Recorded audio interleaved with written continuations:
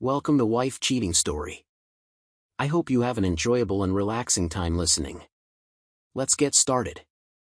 The courtroom was a sea of murmurs as Lauren King took the stand. Her tearful voice wavered as she recounted the unthinkable. Anthony demanded loyalty, even incest became his twisted control. Vincent obeyed, orchestrating the night that almost killed Raymond. The prosecutor played a recording of Vincent's chilling admission. One real bullet. He'll never see it coming. Gasps echoed. Across the room, Vincent seethed. Anthony's knuckles whitened, and Lauren collapsed under the weight of her confession. The jury hung on every word. Could this fractured family unravel their poisonous legacy, or would their lies sink deeper? The truth was finally emerging. Chapter 1. Raymond King had returned from his final Marine deployment to a modest coastal suburb ready to put combat behind him. He was done with desert ambushes and sniper perches, done with the swirling sand that clung to his every memory. The day he stepped off that transport plane, he'd already decided to leave behind the uniformed life. The next stage? Joining the city police force, an honorable profession, but one supposedly gentler than war, or so he thought. When he first stepped into the small station near the harbor, the police chief took one glance at Raymond's bearing broad shoulders, unwavering stance, and hired him on the spot. Lauren, his then-fiancée, had beamed with delight. They married quietly in a church near the ocean. Just a few family members and friends were in attendance. The ceremony was simple, yet sincere.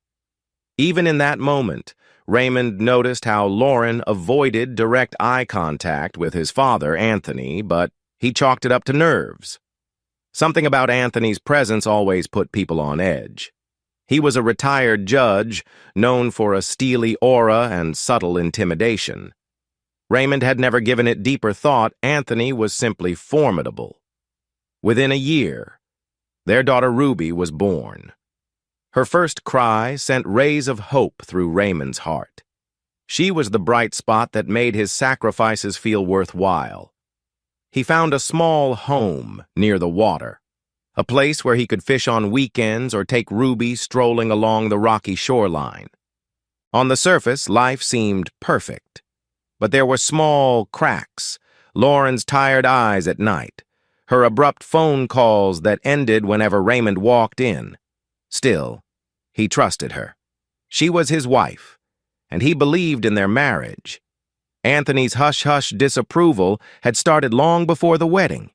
He seldom offered direct criticism, but at every family event, he delivered backhanded compliments. If Raymond caught a burglar, Anthony would say, "Good job, son, but that must have been easy with your military background." If Raymond earned a minor award from the department, Anthony would murmur, "It's a small station, though, correct?" Lauren never contradicted her father-in-law. She just stood there with an uneasy smile. Vincent, Raymond's older brother, played the golden child, a wealthy attorney at a big firm, always throwing elegant parties and flaunting tailored suits. At the first big holiday cookout after Ruby's birth, Vincent strode into the backyard with a grin that radiated success. He showed off a new sports car and boasted about a recent promotion in his law firm. Their father seemed downright proud. Meanwhile, Raymond, content with his stable, if unglamorous police job, was overshadowed by Vincent's polished brilliance. Throughout the afternoon, Anthony's attention clung to Vincent's every anecdote, while the rest of the family watched from the sidelines. Raymond tried not to mind. He focused on Ruby's giggles and on flipping burgers just right. He pretended not to see the way Lauren was standing near Vincent, engaged in hushed conversation. At one point, he caught them laughing over some private joke. When he approached, Lauren abruptly stopped talking. She said she needed to use the restroom, leaving Vincent and Raymond alone.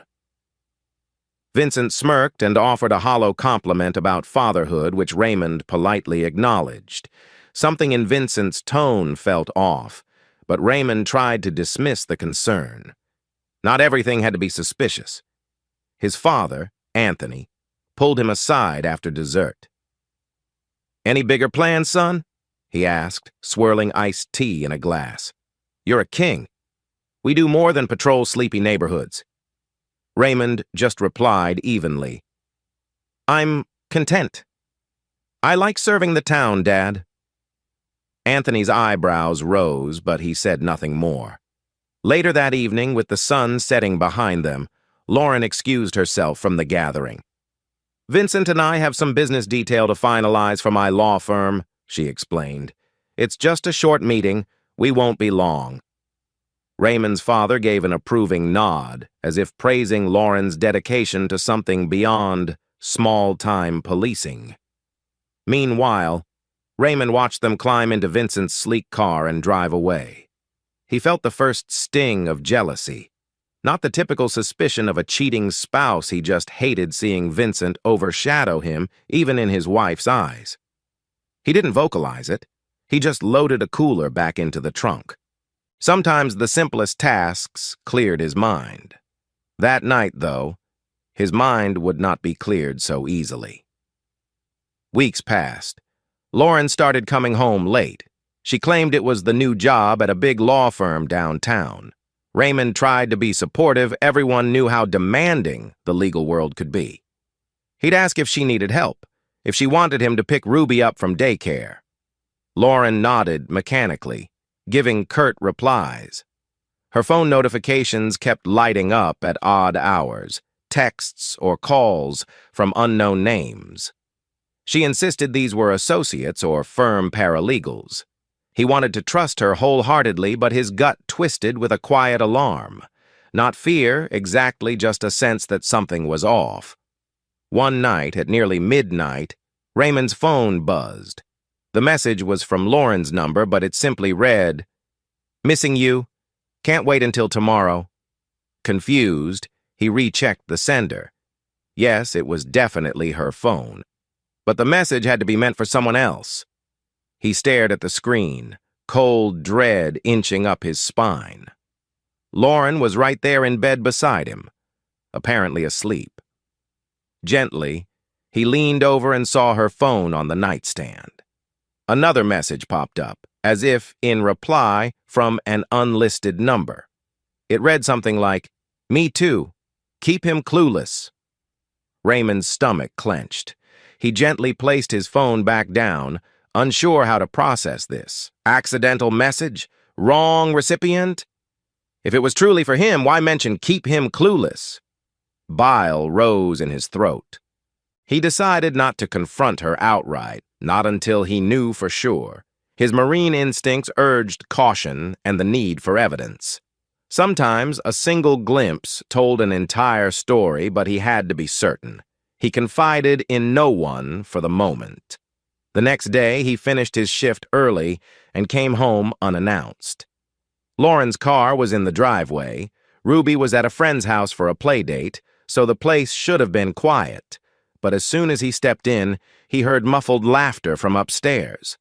A second voice, male, spoke too softly for him to make out the words. Raymond carefully climbed, each step an echo of dread. At the top of the stairs, the hallway was empty. The bedroom door was nearly closed. The male voice went silent, as if alerted to Raymond's presence.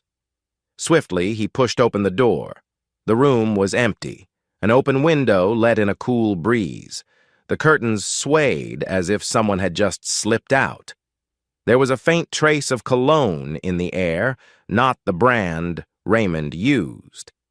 The closet door was partially ajar, but nobody was inside. He checked the bathroom, also empty. Lauren stepped out of the hallway behind him, startled. She wore her business skirt and a disheveled blouse, hair hastily rearranged, claiming, "I thought you'd be at work. I was just on a call." "With who?" Raymond asked bluntly. Her face reddened. "A co-worker. It's not what you think." He didn't push it right then. If there truly had been a man here, he must have escaped out the window or something. Or maybe he was overreacting. Yet the quick flush on Lauren's face told him she was lying. He felt wounded, furious, yet forced himself to hold steady. The old training kicked in. Gather data, remain calm. Reacting in anger might drive the truth further underground. Unsure where else to turn, he reached out to Rebecca Turner, an old Army intel friend. She'd served in signals intelligence, dissecting phone logs and intercepting suspicious transmissions. She had later become a private investigator. If anyone could help him see through hidden communications, it was Rebecca. They met in a diner near the station. Rebecca, always practical, sipped black coffee and listened intently as he explained the texts, the phone number, the abrupt hush in his house. She set her mug down and said, "Ray, you can't let this go. If something's happening under your roof, you need proof. Might be bigger than you suspect." He rubbed his temple. "I want to handle it alone. She's still my wife." "I get that. But you deserve clarity. Let me at least run her phone logs. See who's pinging her. I can do it discreetly." He hesitated, warring with the guilt of spying on his own spouse. But the memory of that cologne, that cryptic text, steeled his resolve. "Fine," he said quietly. "Let's do it." Rebecca nodded. "I'll also try to see if there's a pattern. Could be an affair. Could be something else." "Are you sure Vincent isn't involved?" Raymond frowned. "That would be insane. My brother, why would—" But then he recalled the holiday party, the late drive with Lauren. The possibility churned in his gut. Just see what you find. Days later, Lauren invited Raymond to her firm's black tie gala, as if trying to smooth tensions. "It's important for me that you come," she insisted, "so people see I have a supportive husband." He forced a polite nod. If there was any chance to glean who her co-worker might be, he'd seize it. The gala took place in a swanky downtown hotel. Crystal chandeliers, polished floors, stiff collars. Raymond felt out of place in his older suit. Lauren glided around, greeting her colleagues, her smile bright. He noticed a few raised eyebrows in the crowd. Some attorneys recognized him from the local tabloids that occasionally reported on his arrests, painting him as a stoic ex-Marine turned detective. As the night progressed, he spotted Anthony in a corner, sipping whiskey and conversing with a judge. Vincent arrived soon after, wearing a tailored tuxedo. The entire King clan was present. Lauren almost seemed relieved when Vincent showed up. She clung to his arm, leading him around to greet influential figures.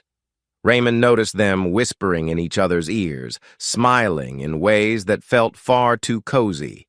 His father circled by with a mocking grin, as if proud that his older son was the star of the show. A sensation of betrayal settled in Raymond's chest, but he masked it with forced politeness. This was not the place for confrontation. He needed more than suspicion. By the time the event ended, Raymond had overheard Lauren telling Vincent about some hotel follow-up meeting. Vincent had responded with a nod, pointing at his watch. Raymond caught only fragments, but it was enough to confirm they planned to meet soon, possibly that very night. He pretended not to notice, though tension prickled every nerve in his body. The drive home with Lauren was silent. She fiddled with the radio, offered no explanation about talking to Vincent. Raymond decided not to ask. He wanted to see if she'd volunteer the truth. She didn't. Instead, she reached for her phone whenever it buzzed, typing quick replies under the dim glow of passing streetlights. Back at the house, he confronted her gently about the hotel bills he'd found on their joint statement. She stiffened. "Client meetings," she insisted. "I know how it looks, but I promise—" "It's innocent." Her eyes flicked away, betraying guilt or embarrassment. Raymond tried to stay calm, but the frustration built. He pressed for details and she snapped, calling him paranoid, blaming his Marine background for suspecting everyone. She stormed into the bedroom, slamming the door. That night, he and Rebecca reviewed a partial phone trace. The data indicated a series of messages between Lauren and a number registered to Vincent's shell company. The two had exchanged texts at suspicious hours, often referencing future meetups that matched the times for those client meetings. The heartbreak stung more than any physical wound he'd sustained in combat. His brother, his wife. Rebecca placed a hand on his shoulder. Don't jump to final conclusions, but it sure looks bad. You want to do a deeper infiltration cameras, recording devices? Raymond swallowed hard. Yes, he finally said. If they're betraying me, I need undeniable proof. I'll do what it takes. He braced himself, knowing the fallout would be massive. But a direct, conclusive confrontation was the only path that felt right. 2 days later, at a small local cafe, Rebecca flashed him a nervous look and said, "Ray, I have partial photographic evidence. You're not going to like it." She slid a manila envelope across the table. Inside were grainy photos of Lauren meeting Vincent at a secluded restaurant's side entrance. The two were hugging. Vincent's hand rested on the small of her back in an unmistakably intimate gesture.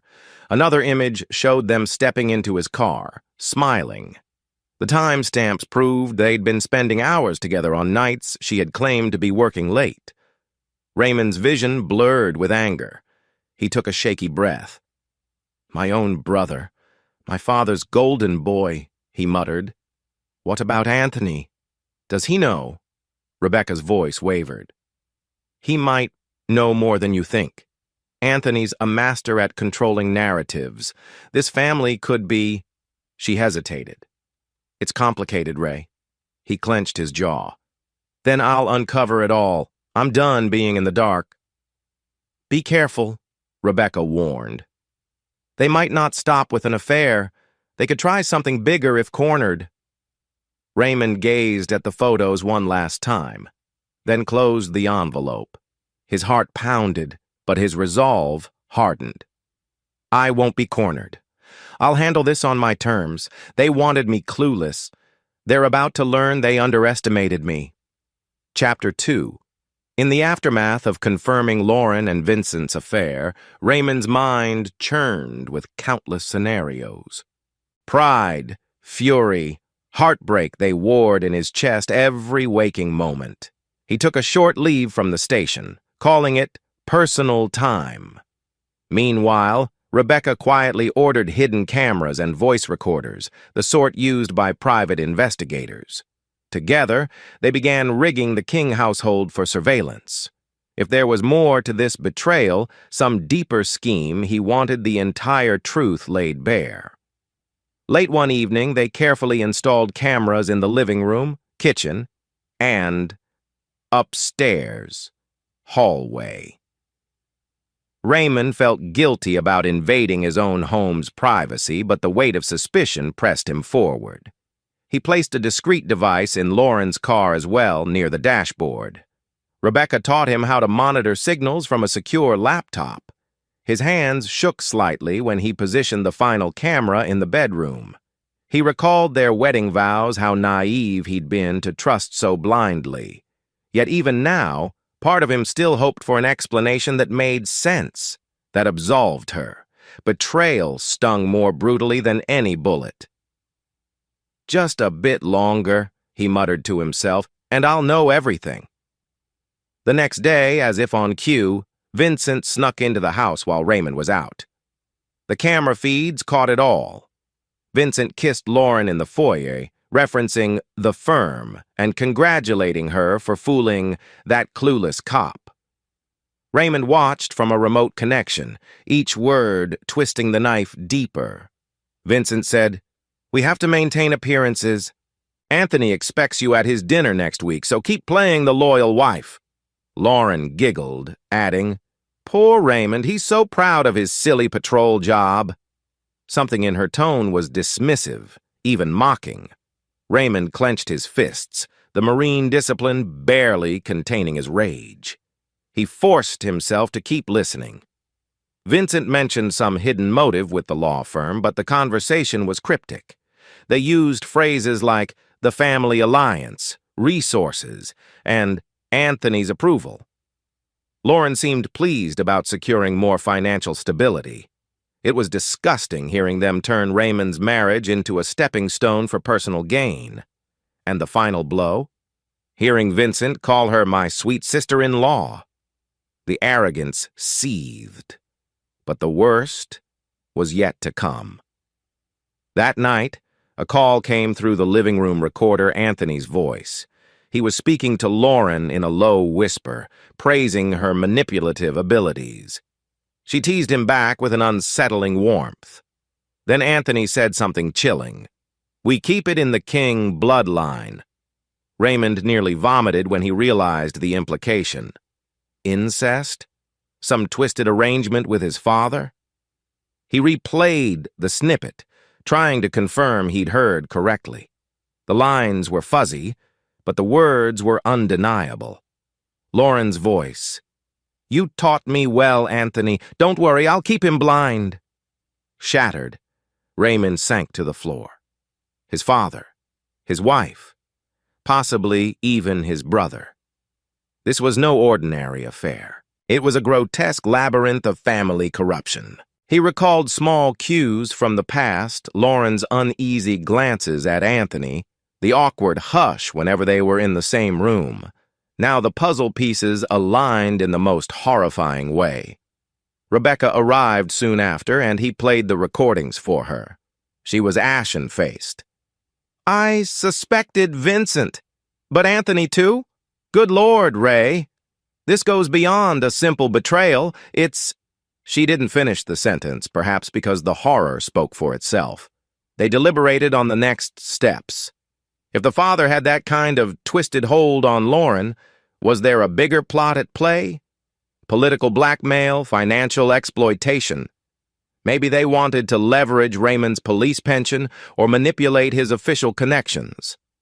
As a detective, he wasn't high-ranking, but Anthony could believe any angle was beneficial. Rebecca calmly proposed building a rock-solid case.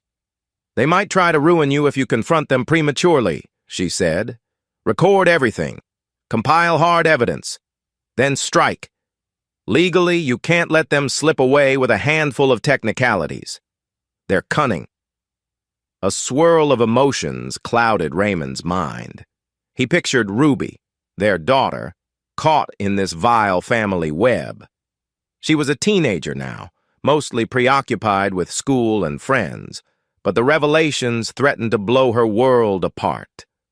He inhaled, steeling himself. "All right," he said, voice trembling but determined. "Let's gather every piece of proof needed. Then I'll burn their empire to the ground." As the days passed, more pieces surfaced. Lauren withdrew large sums from the joint bank account, claiming they were for Anthony's medical bills. But no hospital had any record of him being a patient. Vincent's name popped up in secret transactions. The possibility of money laundering or hush money loomed large. Ruby unknowingly added to the tension. One afternoon, she casually remarked to Raymond that Uncle Vincent drops by sometimes after school. She also mentioned overhearing her grandfather's remark about keeping it all in the family. Raymond's heart clenched. How deep did the sickness run? He fought the urge to pull Ruby out of the house entirely, but realized it would tip off Lauren too early. Instead, he told Ruby to keep her bedroom door locked at night, to stay cautious. She gazed at him, confused, sensing his fear. But he offered no real explanation, only a gentle hug. The tension at home exploded one evening when Raymond confronted Lauren about the suspicious charges. She snapped, accusing him of being paranoid. "You always see conspiracies, don't you?" she spat. "Ever since your time in the Marines, you're searching for a new enemy." "Well, guess what, Raymond? I'm not your enemy." He noticed the flicker of guilt in her eyes, though. When he demanded the truth about the hotel bills and the mysterious number, she deflected, calling him controlling.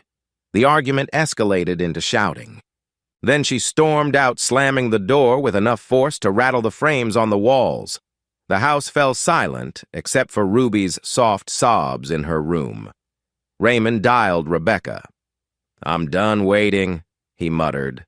"Now or never." She asked for patience, just a bit more time, to pull everything together. He relented, but each minute hammered him like an anvil of betrayal. Late that night, the bedroom camera captured Lauren on a phone call. She told someone, likely Vincent, that, "Raymond's going to cause a storm soon. We need to handle this carefully. If he finds out the entire truth, he'll kill us." The fear in her voice was unmistakable. She said something about Dad's arrangement, presumably Anthony's. At that point, Vincent's voice came through in a low rumble, but the mic only picked up fragments. "He won't see it coming, forced to comply, finances locked." The next morning, Rebecca phoned with urgent news. She had partial photographic evidence of Lauren and Vincent in even more compromising situations. But that wasn't the bombshell. The real shock came in a short sentence. "They're planning a major move soon, maybe something violent. We should proceed with divorce papers or a legal strike immediately." Divorce. The notion cut into Raymond's chest. Yet after everything, the marriage was already a farce. If the men in his family were conspiring with Lauren, if incest was on the table, if money laundering or hush money was in play, this was bigger than heartbreak. This was self-preservation. He needed to protect Ruby, himself, and any shred of integrity he had left. He quietly visited an attorney recommended by Rebecca, a steely-eyed woman named Andrea. She flipped through his preliminary evidence with growing disgust. Adultery, financial deceit, potential conspiracy. "We can file for divorce and full custody of Ruby. The question is, do we keep the recordings discreet for now, or do you want them on record?" Raymond weighed the risk. "We'll keep them close to the vest until the right moment," he said. "Anthony is too influential. If word leaks, he'll bury or distort the truth. We'll wait until we can deliver a knockout blow." Andrea nodded, drafting the documents. "Understood. Christmas Eve might be a dramatic time to serve. You'd have maximum shock value and your father's entire circle might be there." Raymond's jaw tensed. "Good. Let them gather. I want them to see I'm no fool."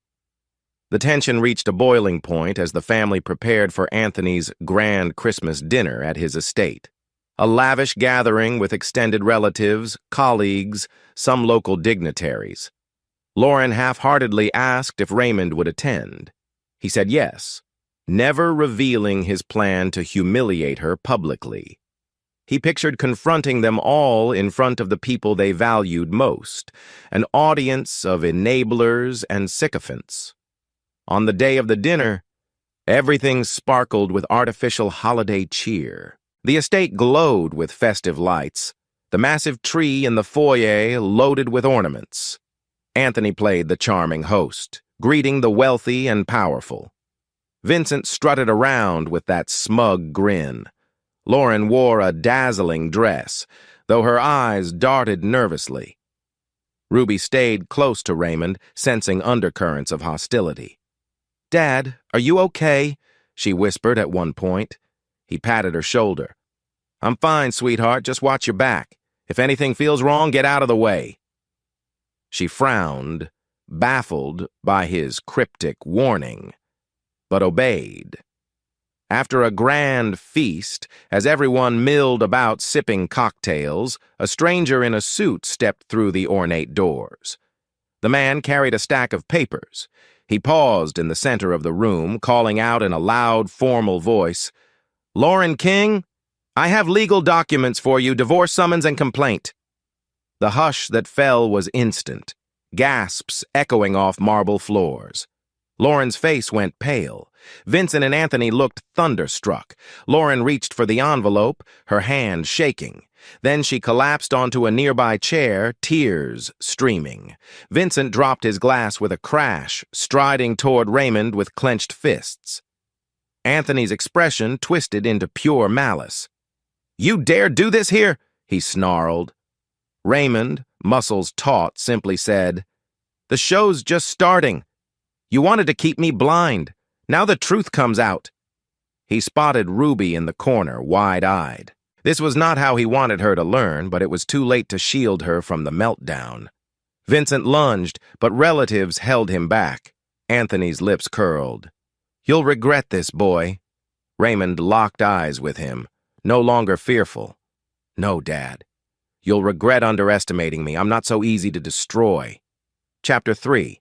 A suffocating hush smothered Anthony's study after the divorce papers were served.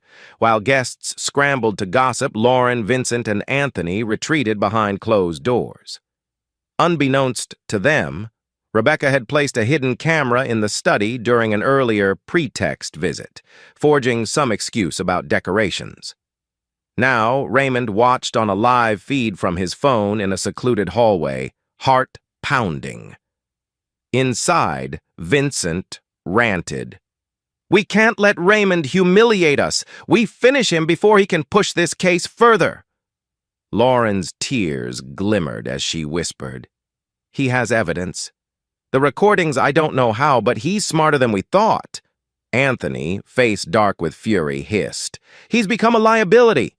We must ensure he doesn't stand in our way. A staged burglary, an accident, something that leaves no loose ends." Raymond's pulse hammered so loud, he feared someone would hear it from the corridor. They were plotting his death, his own father, brother, and wife. The betrayal was absolute. He forced himself to keep listening, capturing every damning word. On the feed, Anthony outlined the plan. Lure Raymond somewhere remote with false promises, maybe to finalize divorce terms or discuss property divisions. Then Vincent would handle the accident, brandishing an untraceable firearm. Lauren sobbed. "But what about Ruby? If we do this, she'll never forgive." Vincent cut her off. "Ruby's malleable. We'll feed her a story about her father's mental instability, how he was suicidal or violent." Anthony nodded, adding, "We must do it before the divorce goes public, or we'll lose control of the narrative." Raymond pressed his back to the wall, inhaling sharp breaths. The final piece of the puzzle. They cared nothing for him, or even Ruby's well-being. They needed power, money, twisted gratification. He had everything recorded now. Their lethal intentions were on tape. He tapped the phone, saving multiple backups. Good luck burying the truth this time, he thought grimly. Slipping out of the estate, Raymond called his attorney Andrea and forwarded the audio file. She was horrified, telling him to get to safety, but also to gather more proof, if possible. He next dialed Rebecca, who listened in hushed shock. "Ray, do not walk into their trap." He responded calmly. "Oh, I will, but on my terms. They won't see it coming." His Marine training awakened fully. The scenario was reminiscent of covert missions, anticipating the ambush. He recognized the advantage. Their arrogance was his biggest weapon. He arranged a safe place for Ruby with a close friend, instructing them to keep her away from the house for a few days. Ruby was confused and upset, but he promised an explanation. "Trust me. I'm protecting you," he said. She tearfully nodded. Over the next 48 hours, Rebecca brought in a surprising ally, an FBI agent she'd known from her intel days. The agent, Baxter, revealed an ongoing corruption investigation into Anthony and Vincent's shady dealings, money laundering, political bribes, possibly more. If they could catch them red-handed attempting murder, it would lock down the entire case. Baxter proposed a staged approach. Let them think they succeeded in killing Raymond, capturing the whole setup on hidden cameras. Then the FBI could swoop in. Raymond's gut twisted at the idea of letting them fire a real gun, but Baxter suggested substituting blanks that create muzzle flash. Raymond, wearing a bulletproof vest plus a concealed blood pack, would collapse, faking death. The FBI team would storm in moments later. Rebecca was cautious. One slip, and they might slip real bullets in the mix. Are you sure? Raymond's eyes flashed. I'm sure. They want me dead. Let's see how they like being outsmarted. Vincent did indeed text a day later, feigning a desire to discuss the settlement. Meet me at the old cabin by the ridge, the message read, where we used to hunt with Dad. No lawyers, just you and me. A brazen invitation for a setup. Raymond replied, Fine, I'll be there. Let's talk one-on-one. Behind the scenes, the FBI arranged the location with discreet vantage points, hidden microphones, backup teams. Raymond double-checked the bulletproof vest fitted with squibs, small explosive charges that mimic bullet impacts. The blood pack would burst convincingly upon being triggered. He'd even practice how he'd fall to make it appear genuine. Before leaving, he recorded a personal video message for Ruby, explaining the plan in simpler terms. If something happens, you'll know the truth, baby girl. He prayed she'd never actually need to see it. A wave of heartbreak washed over him, but he refocused on the mission. Driving to the secluded cabin felt surreal. This was the place where, as a teenager, he'd learned to shoot under Anthony's stern instruction, where he and Vincent once fished and laughed, back when they were normal brothers. Now it was the stage for attempted murder. He forced his emotions aside. He arrived first. The FBI had set up vantage points in the surrounding trees, silent watchers with night vision scopes. Raymond parked near the rickety porch, stepping inside. The air smelled of dust and old wood. He positioned himself behind a table that could provide partial cover if needed. Minutes later, headlights approached. Vincent's car pulled up, and out stepped not only Vincent, but Lauren, too, eyes reed-rimmed. She clutched some paperwork, trembling. Raymond, she began, voice unsteady, let's just settle this quietly. He stared at her, feigning ignorance. This place for a legal chat? Doesn't seem right. Vincent sneered. Stop the melodrama, sign the papers, accept a quiet payout, and vanish from our lives. His posture was tense, right hand in his coat pocket. Anthony was there as well, stepping out from behind the trunk, clearly orchestrating. The father's cold gaze locked on Raymond. Your arrogance ends tonight, son. Let's finalize everything. Raymond pretended to unfold the documents, scanning them. In reality, his attention was on Vincent's coat. Sure enough, the man slowly withdrew a pistol, checking it briefly. A strangled sigh escaped Lauren's lips, as if she hated witnessing the deed. Or maybe she was part of it. Raymond no longer cared about her tears. All right, Vincent, Raymond said, setting the papers aside. Let's see your best shot. Vincent's eyes flickered in confusion. Then, with an arrogant smirk, he fired. The specially prepared blanks discharged with flash and smoke, but no lethal projectile. Simultaneously, the squibs on Raymond's vest triggered, the hidden blood pack rupturing. He let his body sprawl backward, eyes fluttering as he sank to the dusty floor. A near-perfect dramatic fall, reminiscent of action movie sets. Lauren screamed, or maybe she pretended. Anthony rushed forward, pressing 2 fingers to Raymond's neck. The sticky fake blood convinced him. He's gone, Anthony muttered in a grim hush. Vincent stood panting, adrenaline coursing. No second chance needed, that was easy, he declared, though his voice trembled slightly. They dragged Raymond's body to a corner, rummaging for ways to stage a burglary. Anthony kicked aside an old lamp, muttering about making it look chaotic. Lauren, apparently in shock, just stood by the wall, tears streaming.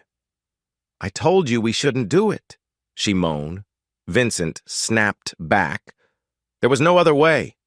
At that moment, black SUVs roared up the gravel path. The FBI team poured out, lights flashing. Freeze! Agents shouted. Anthony spun, shock contorting his face. Vincent's face went pale. Lauren dropped to her knees, sobbing in terror. FBI agents rushed in, guns drawn, pinning them to the ground. Rebecca was among them, her expression grim. Paramedics hustled a gurney inside, acting as if they were trying to save Raymond. The captured conspirators babbled frantic lies. Vincent insisted it was self-defense. Anthony claimed an intruder. But the embedded cameras in the cabin had recorded everything. The talk of staging burglary, the admission of murder intent. They were done. As paramedics lifted Raymond's limp form, Vincent spat, "He tried to kill us first!" But the FBI found the real gun in Vincent's coat, fully loaded with blanks. They also discovered Anthony's phone brimming with incriminating texts. Lauren cowered, unable to speak. Her eyes stuck on the puddle of red on the floor, believing it to be her husband's lifeblood. In the ambulance, once out of sight, Raymond opened his eyes, exhaling shaky relief. Rebecca placed a hand on his shoulder. "They bought it. You're officially dead to them. We'll keep you out of the public eye until charges are filed." Raymond shut his eyes again, exhausted. "So be it. If that's the price for taking them down, I'll pay it. Just keep Ruby safe." That very night, local news reported a tragic incident. Detective Raymond King killed in an armed burglary. Suspect unknown. The coverage showed a body bag being carted away, with Anthony and Vincent in custody for questioning. The public had no idea of the real plan behind the scenes. Ruby, at a friend's place, saw the announcement on TV. She collapsed in tears, convinced her father was truly gone. The heartbreak left her inconsolable. Meanwhile, Lauren, Vincent, and Anthony sat in separate interrogation rooms, spinning desperate stories. But the FBI had them in an airtight trap. They were charged with conspiracy to commit murder, among other crimes. In a secure hospital bed, Raymond clenched his fists, anger coiling around him like a vice. He needed time to recover, but inside, a single vow repeated. "They stole everything from me. My father, brother, and wife turned me into prey. Now the war truly begins, because while the world believed him dead, he was very much alive and ready to deliver a more crushing blow." Chapter 4. The plan had worked, except for one perilous twist. During the staged shooting, one real bullet had somehow been loaded in Vincent's magazine. Either by accident or design, it clipped Raymond's side, causing significant blood loss before paramedics could stabilize him in the ambulance. He lapsed into unconsciousness on the way to the secure FBI facility, the entire ruse nearly turning into genuine tragedy. Doctors discovered the bullet fragments lodged dangerously near an artery. They rushed him to a covert ICU. The bulletproof vest had prevented a kill shot, but the wound was severe. By the time surgeons finished, Raymond was in a medically induced coma to aid his healing. The FBI scrambled to maintain the cover story of his death, restricting hospital access. Even Rebecca wasn't allowed near him for several days. Meanwhile, the King family meltdown dominated local headlines. "Detective murdered in botched burglary," the anchors proclaimed. Lauren wore a widow's mask of grief, giving tearful statements to the press about her beloved husband. Vincent publicly eulogized Raymond, praising his bravery, while the authorities listed the cause of death as uncertain. Anthony pulled strings behind the scenes, pressuring local officials to declare it an accident, ironically fueling the notion that some unknown criminal had killed Raymond. It was all a twisted farce. Rebecca, though distraught, kept her head down, feeding the FBI every shred of evidence they needed to implicate Vincent and Anthony in corruption. She discovered hush payments funneled to politicians, misused campaign funds, and a labyrinth of shell companies. The case ballooned from attempted murder to widespread criminal conspiracy. The FBI prepared sweeping indictments, but ironically needed time to gather conclusive financial proof. They elected not to arrest Anthony and Vincent immediately, lest they tip off bigger fish. Instead, they let them believe they were in the clear. Ruby, at only 16, was devastated by the loss of her father. She blamed Lauren for not protecting him and grew suspicious of Vincent's smothering displays of concern. Anthony invited her to live at his estate, promising comfort and stability. She complied numbly. Where else could she go? Days turned into weeks, then months, and still no resolution. Ruby sank into grief, haunted by nightmares of hearing about her dad's death on the news. She had no idea he was actually in a coma, hidden away. Years passed. The FBI's corruption case dragged on, hindered by expensive defense attorneys and tangled jurisdiction. Lauren soared in her career thanks to Vincent's connections. The King name, ironically, remained intact in influential circles.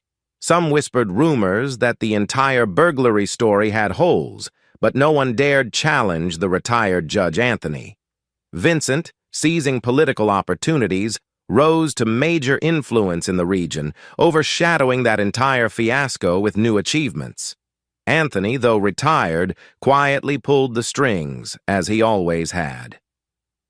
All the while, Raymond remained in a silent hospital ward, comatose.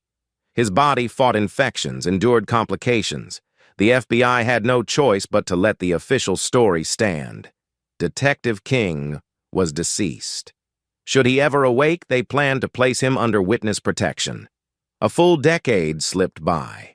Ruby, now in her mid-20s, attended law school, ironically, at the urging of Anthony, who boasted about continuing the King legacy in the legal field. She rarely visited Lauren or Vincent, though. Some deep mistrust gnawed at her. She had spent so many years suspecting that her father's death wasn't the random crime everyone claimed. She despised the hush that fell whenever she asked questions, hated the uneasy glances her mother gave her. Yet she had no concrete evidence, no ally to help her unravel the truth. Rebecca monitored Ruby from afar, limited in how much she could share. Meanwhile, Vincent thrived, feeding off Anthony's financing.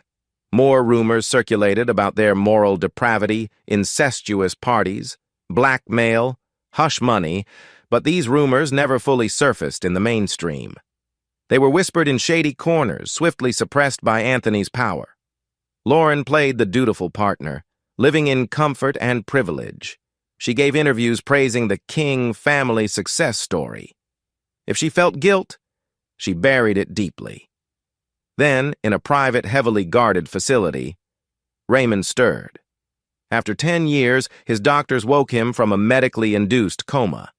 The procedure was risky, but signs indicated he might regain consciousness. And indeed, he blinked his eyes open to a world unrecognizable. The attending physician, wearing no name tag for security reasons, gently explained that a decade had passed, that everyone believed him dead, that the bullet wound had nearly ended him for real. Raymond, dazed, croaked, "Where is my daughter?" The heartbreak in his voice was raw. He tried to sit up, but found his muscles atrophied. Tubes snaked out of his arms. He felt a surge of panic, wondering if it was all a nightmare. The doctor summoned an FBI agent stationed on site who confirmed the truth. "Sir, you've been declared deceased for 10 years. Your wife and father are free, living large. Your daughter is grown. We can't just announce you're alive without unraveling a massive cover story. And we have new charges pending against your family. Are you prepared to cooperate?" Raymond's mind reeled. He felt dizzy from betrayal, from lost time. "I'll do whatever it takes," he rasped. "But first, I have to see Ruby. Does she even know I'm alive?" The agent swallowed uncomfortably. "She does not. We needed to protect her from possible repercussions, and we believed you might never recover." A dark fury brewed in Raymond. 10 years stolen from him. 10 years of letting Anthony, Vincent, and Lauren roam free. A primal vow formed in his heart. "I will tear down the kingdom they built on my grave." Physical therapy was brutal. His muscles had wasted away, leaving him struggling to walk more than a few steps unaided. Over months, he used parallel bars, resisted bands, anything to reclaim lost strength.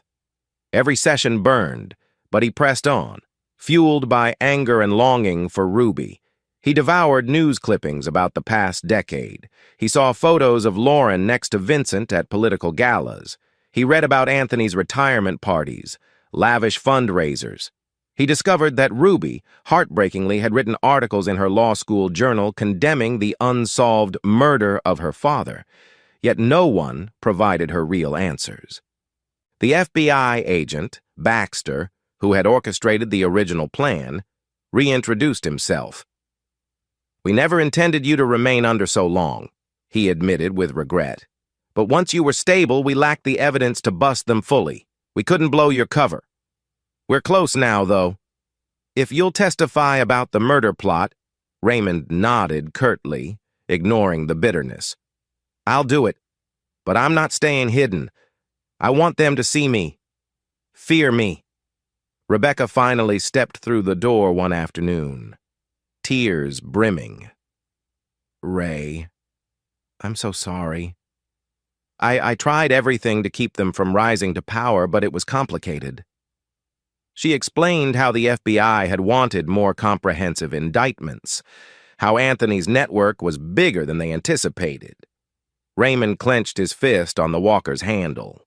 "They destroyed my life. They destroyed my daughter's innocence.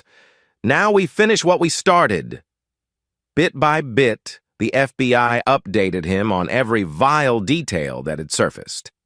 Incest allegations, hush money, suspected harassment of Ruby by Vincent.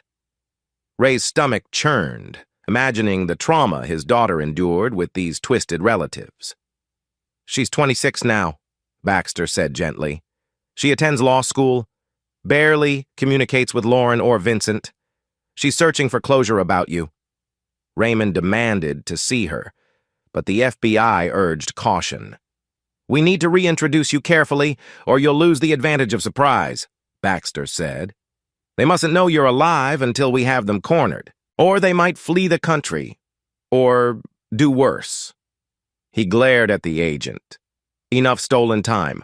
I'll contact her discreetly, but I won't wait forever." After months of rehab, Raymond learned modern technology. He discovered how drastically phones and social media had evolved. He even created a covert alias, Michael Grant, a new identity arranged by the FBI so he could move about unnoticed. Under this name, he rented a small apartment in a different city, practicing how to talk, dress, and act in ways that wouldn't immediately reveal him as Detective Raymond King. Late one night, he typed out a message to Ruby from a burner phone. "I knew your father. He'd be proud of who you've become."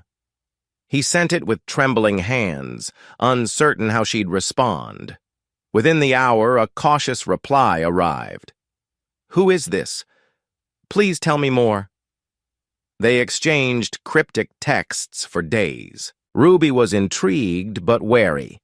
She hinted that she suspected her mother and uncle conspired in her dad's death. "My family's secrets run deep," she wrote. "Do you know anything?" Raymond's heart cracked, wanting to hold her, to say, "Yes, I know everything." But he measured his words carefully, setting up a meeting at a quiet coffee shop near her campus. Ruby arrived wearing a simple hoodie, hair pulled back, eyes guarded. Raymond, disguised with a slight beard and different haircut, couldn't stop his heart from pounding. She was so grown taller, sharper features, a weight of sadness in her gaze. She studied him across the table, no flicker of recognition. "So, you knew my father?" she asked softly. He took a moment, swallowing the lump in his throat. "Yes, he was a good man, caught up in something bigger." She asked what he knew of the day Raymond King died. He gave carefully curated truths, emphasizing corruption, betrayal. The fatherly warmth in his tone threatened to unravel him. Ruby blinked away tears, confiding bits about her suspicions of Vincent's manipulations and Anthony's possible involvement. Raymond's chest felt tight. She had endured so much alone. They parted ways with an unspoken connection. She texted him soon after. "I feel strangely safe talking to you. Will I see you again?" He replied, "Yes. Keep your phone close. I'll explain more soon." Yet even these small steps carried risk. Anthony still had allies. One day, a private security tail nearly spotted Ruby meeting Michael Grant. She managed to slip away, guided by tips Raymond had given her, like how to evade watchers, a skill gleaned from his Marine days. When Ruby confided that Vincent had once drunkenly hinted, "You're not even sure who your real father is," a cold rage ignited in Raymond. That monster had tried sowing seeds of doubt in Ruby's mind. She confessed she suspected Vincent might have fathered her. In a move that shook him to the core, she did a DNA test, discovering that her paternal line matched Raymond King, deceased, confounding her further. She confronted Lauren, who stonewalled her. This only pushed Ruby closer to Michael Grant. Eventually, on the verge of tears in a cafe, Ruby begged him to reveal what he knew. Unable to lie any longer, he removed the cap hiding his face, lowered his voice, and quietly said, "Ruby, I'm your father." She froze, eyes wide, scanning his features. The hint of a familiar birthmark on his arm, the haunted sincerity in his gaze. A raw sob broke from her throat. They embraced, tears streaming. 10 years stolen, but in that moment, time collapsed. She was 6 again in her father's arms, only now she was an adult, grappling with the horror of deception. "Why? Why did you leave me?" she cried. He explained everything: the staged murder, the coma, the FBI's secrecy.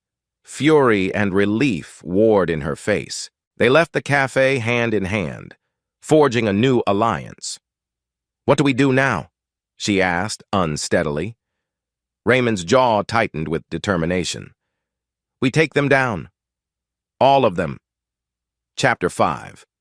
Ruby clutched Raymond's arm as they stepped onto the sidewalk outside the cafe.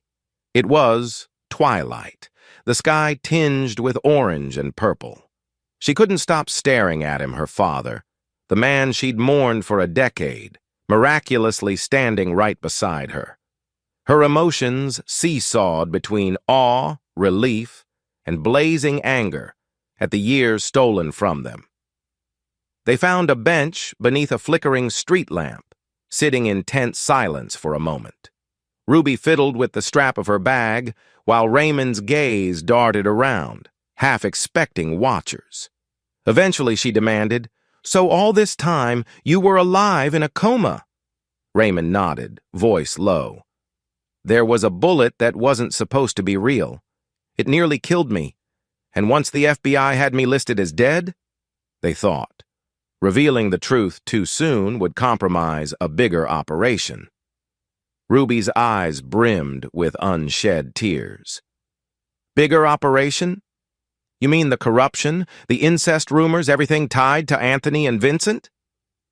A leaden weight pressed on Raymond's chest. "They've done more than we ever imagined. The FBI's built a case for years, but it's delicate. Anthony's got powerful friends. Vincent's become a political force.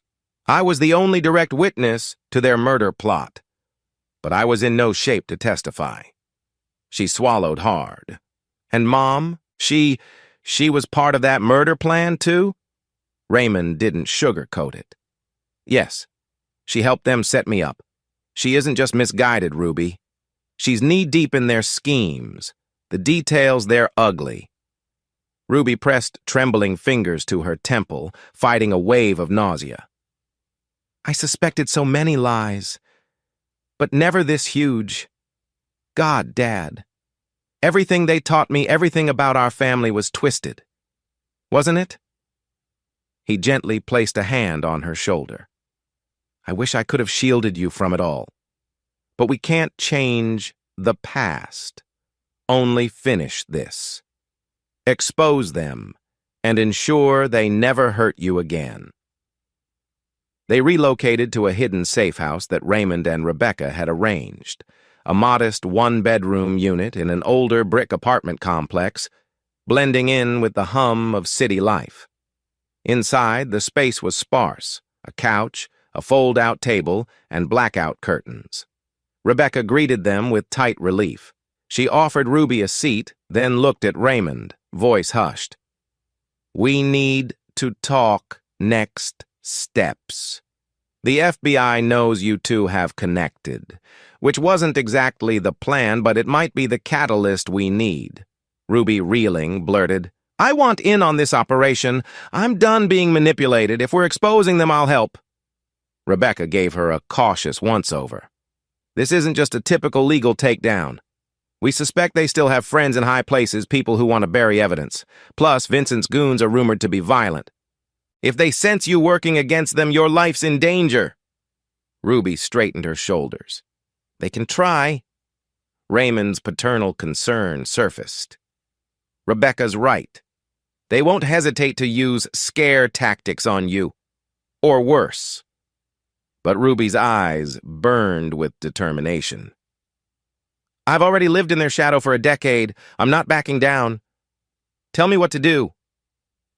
Over takeout pizza from the little shop downstairs, they held an impromptu strategy session. Rebecca spread out her laptop on the tiny coffee table, showing documents and private notes. "We have partial confessions from Lauren, captured via phone taps. She doesn't fully admit to incest, but she references Anthony's hold on her. Meanwhile, Vincent has bragged about controlling certain judges. The FBI wants rock-solid evidence, financial records, direct proof of their conspiracy to kill Raymond." Ruby folded her arms. "I have partial access to the King family's accounts. Lauren insisted I learn about trust funds. Maybe I can get statements that show money laundering or hush payouts." Rebecca's brows lifted. "That could be huge. But do you still have any legal claim, or did they cut you off?" Ruby shook her head. "Mom sends me random checks sometimes, hoping to keep me quiet. She calls it support. I never cashed them. I doubt she shut my login to the family accounts. It's not like I've ever used it. She might have forgotten." Raymond nodded gravely. "It's worth trying. If we can match transaction dates with the night of my burglary, or link big sums to Anthony's political cronies, we can corner them." Rebecca pulled up a burner phone. "We'll also need more personal testimony. If you can approach Lauren under a pretense like you're tired of living in doubt, maybe she'll spill more. She's emotionally unstable from what I gather. That could be exploited." Ruby swallowed hard, face going pale. "Talk to her? I don't know if I can keep my composure." Raymond placed a reassuring hand over hers. "We'll only do it if you're ready. I won't let them hurt you again." The next day, Ruby managed a direct phone call to Lauren. She used the number Vincent had assigned her, a line that ironically had little oversight from Anthony. The phone rang several times before Lauren picked up, voice tentative. "Ruby? Sweetheart?" Ruby's heartbeat thudded in her ears. "Mom," she said in a carefully measured tone, we talk? Like, in person?" A sharp inhale on Lauren's end. "Of course. I'd love that. Are you all right?" Ruby feigned vulnerability. "Not really. Everything about Dad's death keeps circling in my mind. I need answers. Could I come by your condo this weekend?" Lauren hesitated. "Vincent's traveling for business. So, yes. Fine. Sunday evening." She paused. "Please let me explain. There are things you don't understand." Ruby almost laughed bitterly. She forced a small tremor into her voice. "I hope you'll be honest this time, Mom." When she ended the call, tears stung her eyes. Even the sound of Lauren's voice felt like a betrayal. Raymond, who'd been listening through speaker, wore a grim expression. "You did great, kiddo. We'll have your back from a distance." Meanwhile, Vincent was busy orchestrating campaign events for a looming Senate seat, confident in his public persona. He'd slipped out of the burglary scandal unscathed, spinning the tragedy into a sob story of how he lost his beloved brother. Donors ate it up, filling his coffers. If only they knew he had practically pulled the trigger on Raymond himself. But with no official charges filed yet, he strutted with impunity. Anthony, though older and more frail, still commanded respect in certain circles. He directed hush money to local officials who whispered about reopening the King murder file. He threw lavish dinners for judges, ensuring they stayed on his side. By now, the incest rumors had quieted. Most people dismissed them as conspiracy fodder. But behind closed doors, Anthony still made lecherous remarks to Lauren, reminding her she was bound to him. Their dynamic was twisted beyond measure. Lauren's guilt occasionally manifested in tearful breakdowns at night, but she'd always steel herself the next morning. Vincent and Anthony had taught her to survive by burying conscience. Now, hearing from Ruby reignited her maternal instinct. Conflicted and scared, she told herself that she'd fix things somehow, ignoring how deep she was in the King family cesspool. On Sunday evening, Ruby arrived at Lauren's upscale condo, a place she remembered from childhood visits: modern furniture, abstract art on the walls, and that sterile perfection Lauren favored. She pressed the doorbell, heart pounding. Under her jacket, she wore a small recording device wired by Rebecca, who waited in a car down the block. Lauren answered, dressed casually in a soft sweater and slacks. She looked older than Ruby recalled, lines of stress etched around her eyes. "Ruby," she murmured, reaching for a hug. Ruby stiffened, allowing only a brief, awkward embrace. They settled in the living area. Lauren offered tea, which Ruby declined. Silence stretched until Lauren forced a tremulous smile. "You said you wanted honesty, so ask me anything." Ruby's composure felt precarious. She inhaled. Dad's death. The official story never made sense. Was it truly a random burglary? She locked her gaze on Lauren's face, searching for cracks. Lauren's lips parted, eyes darting. It was complicated. There were enemies. He'd made threats. People wanted him gone. Ruby stifled a snort. People like Vincent? Like Anthony? And you? She saw the flash of panic in Lauren's eyes. "I found old financial records, Mom. Hotel bookings, staged scenarios." Lauren's hands twisted in her lap. "You can't possibly understand what your father was going to do. He threatened to destroy us, to expose—" She stopped herself, swallowing. "Expose what?" Ruby pressed, voice trembling. "That you were cheating with Uncle Vincent? That you and Grandpa Anthony—" She choked on the words, unable to finish. Lauren let out a shaky sob. "I was coerced, Ruby. Your grandfather had leverage over me for years. Vincent, things got messy. Your father was violent. He served in the Marines, always suspicious. We had to stop lying." Ruby's voice cracked. "I know Dad wasn't violent. He was a good man. You and Vincent set him up to die." She clenched her fists, fighting tears. Lauren's breath hitched. "Maybe in some ways I did, but I never wanted him truly dead, just neutralized. Anthony pushed for more drastic measures. Vincent took it too far." She wiped at her cheeks. "I'm so sorry. I was weak. I couldn't stop them. Everything happened so fast." A fierce wave of revulsion engulfed Ruby, yet she forced herself to keep going, to glean more incriminating details. She softened her tone, feigning curiosity. "But how did Dad end up shot? If you just wanted him neutralized?" Lauren's eyes shone with a haunted look. "Vincent believed your father was a threat to the entire King legacy. He used me, used everything I confided. Then Anthony insisted on a permanent solution. The plan was to stage a break-in. A scuffle. I pretended to want a divorce settlement talk. We lured him to that old cabin. Afterward, Vincent claimed it was self-defense. Anthony paid off investigators. The rest is history. Ruby's breath quivered. And you? You just stood by while they murdered him? A tortured moan escaped Lauren. He didn't seem murdered at first. Just an accident. The gun was supposed to have blanks. I don't know who switched one round. I only found out later that the bullet was real. I swear She broke off, burying her face in her hands. A hush stretched. For a brief instant, Ruby almost pitied her mother, seeing a trembling woman snared in monstrous webs.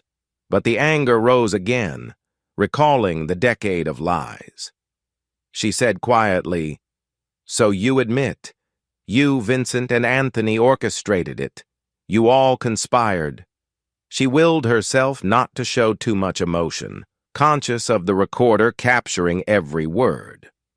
Lauren nodded miserably. Yes, but Anthony was the mastermind. Vincent carried out the final act. I was just stuck. Please, baby, believe me. Ruby's stomach churned. I believe you were involved. That's enough. She stood abruptly. I can't do this anymore tonight. I'll be in touch. Lauren rose as well, eyes red. Don't cut me out forever, Ruby. I do love you. Ruby's voice was hollow. You destroyed the one man I loved most in this world. You can't fix that with tears. She grabbed her bag and left, tears streaming once she was out of view. The conversation was recorded, and that was the only solace. She told herself Dad would be proud of her composure. But inside, she felt hollow and shattered. Rebecca and Raymond waited in the parked car. When Ruby slid into the back seat, she yanked off the hidden wire, tears glistening. Raymond turned, worry etched in his features. You okay? She shook her head, voice choked. I got her to admit it, Dad. She basically confirmed the entire plot. She even said Anthony was behind it all, that Vincent executed the plan. She fumbled for the small digital recorder, handing it to Rebecca. She said enough to bury them. A heavy silence followed as Rebecca tucked away the recorder. This is huge, Ruby. More than we hoped for. I'm sorry you had to face her. Raymond reached back, squeezed Ruby's hand. I'm so proud of you, kid. This was a big step. Ruby exhaled a shuddering breath. Then let's finish it. I want them all behind bars. They drove back to the safe house, the city lights streaking across the windows. Rebecca sent the recording to her FBI contact with a note. Lauren King, confession top priority. An acknowledgement came in minutes later. They planned to use it alongside the financial data Ruby promised to retrieve from the King accounts. Over takeout containers, they mapped out the final push. Ruby explained that, despite her revulsion, she could still log into certain family accounts online. Lauren set me up with Reddenly privileges. For some reason, maybe she thought I'd never pry. If we find transfers to shady shell corporations, that's more nails in their coffin. Raymond nodded, pointing at a notepad. We'll cross-reference with known aliases. Anthony uses front companies named after old family traditions. Vincent uses legal-sounding names. If we can track hush money for the murder cover-up, the FBI can't ignore it. Rebecca gave them a tight smile. We're close. But be mindful. Once we trigger these final steps, they might catch wind and panic. Vincent's men might come after us, or Anthony might vanish overseas. Ruby's eyes narrowed. Then let's move fast. I won't cower from them anymore. Late that night, in the flickering glow of a single desk lamp, Ruby accessed the King family's financial portal. She typed the old credentials, heart hammering. To her stunned relief, the login still worked. She scrolled through ledgers, cross-checking deposit and withdrawal records. Raymond and Rebecca hovered behind her, scanning lines of data. They found them. Large periodic transfers labeled as consultant fees that led to what appeared to be a shell account. On a hunch, Ruby cross-referenced dates with phone logs from a decade ago, noticing that major sums coincided with the murder staging. Even more deposits occurred after big political favors. Over years, the amounts soared into the millions. "They never expected me to look," Ruby muttered. "Dad, this is insane money." Raymond's breath caught. "Enough to pay off cops, judges, politicians, enough to build Vincent's entire platform." Rebecca took screenshots and downloaded statements onto an encrypted drive. "This is the smoking gun. Combine it with Lauren's confession, plus your statement that you were forced to live under a false narrative." She shook her head. "They're done." Silence hung in the room, thick with a strange mix of triumph and dread. Raymond rubbed his temples. "They won't go down without a fight." Then he inhaled deeply, meeting Ruby's gaze. "But we're ready." She closed the laptop softly. "Yes, it's time to end their reign." Chapter 6. The morning after Ruby's covert data harvest, Rebecca contacted her FBI ally, Baxter, to schedule a secret meeting in a parking structure downtown. Raymond accompanied her while Ruby stayed back, reviewing class notes to maintain an air of normalcy. She couldn't risk skipping law classes indefinitely, or it might tip off Vincent, who kept loose tabs on her schedule. Inside the dimly lit parking garage, Baxter arrived in a nondescript sedan. He greeted them with curt nods and motioned them into the back seat. "I've listened to Lauren's confession. Coupled with the King account statements, we have the broad strokes of a watertight case. We can file charges for conspiracy to commit murder, financial fraud, possibly more." Rebecca exhaled relief. "That's what we've wanted. So what's the plan?" Baxter's expression darkened. "We'll coordinate simultaneous arrests for Vincent. Anthony and Lauren hit them before they suspect we're close. But we need an unstoppable arrest warrant from a federal judge, not local. The moment local courts catch wind, they might tip off Anthony." Raymond folded his arms. "Fine. How long until you have the warrants?" Baxter grimaced. "A few days to finalize the paperwork. Then we strike. But you must keep Ruby shielded. If Vincent or Anthony suspect she's turned, she's a prime target." Raymond tensed. "I won't let them near her." Baxter handed them prepaid phones. "Use these for now. Don't rely on your usual lines. We'll text you the operation details once we're locked and loaded." Rebecca nodded. "We can lay low until it's time." For the next few days, they maintained a low profile. Ruby attended her classes, and whenever she caught anxious glances from fellow students, she forced a casual smile. At night, she'd slip back to the safe house, shrouded in a hoodie. Meanwhile, Raymond and Rebecca scrolled through news updates about Vincent's political events, half expecting him to sense danger.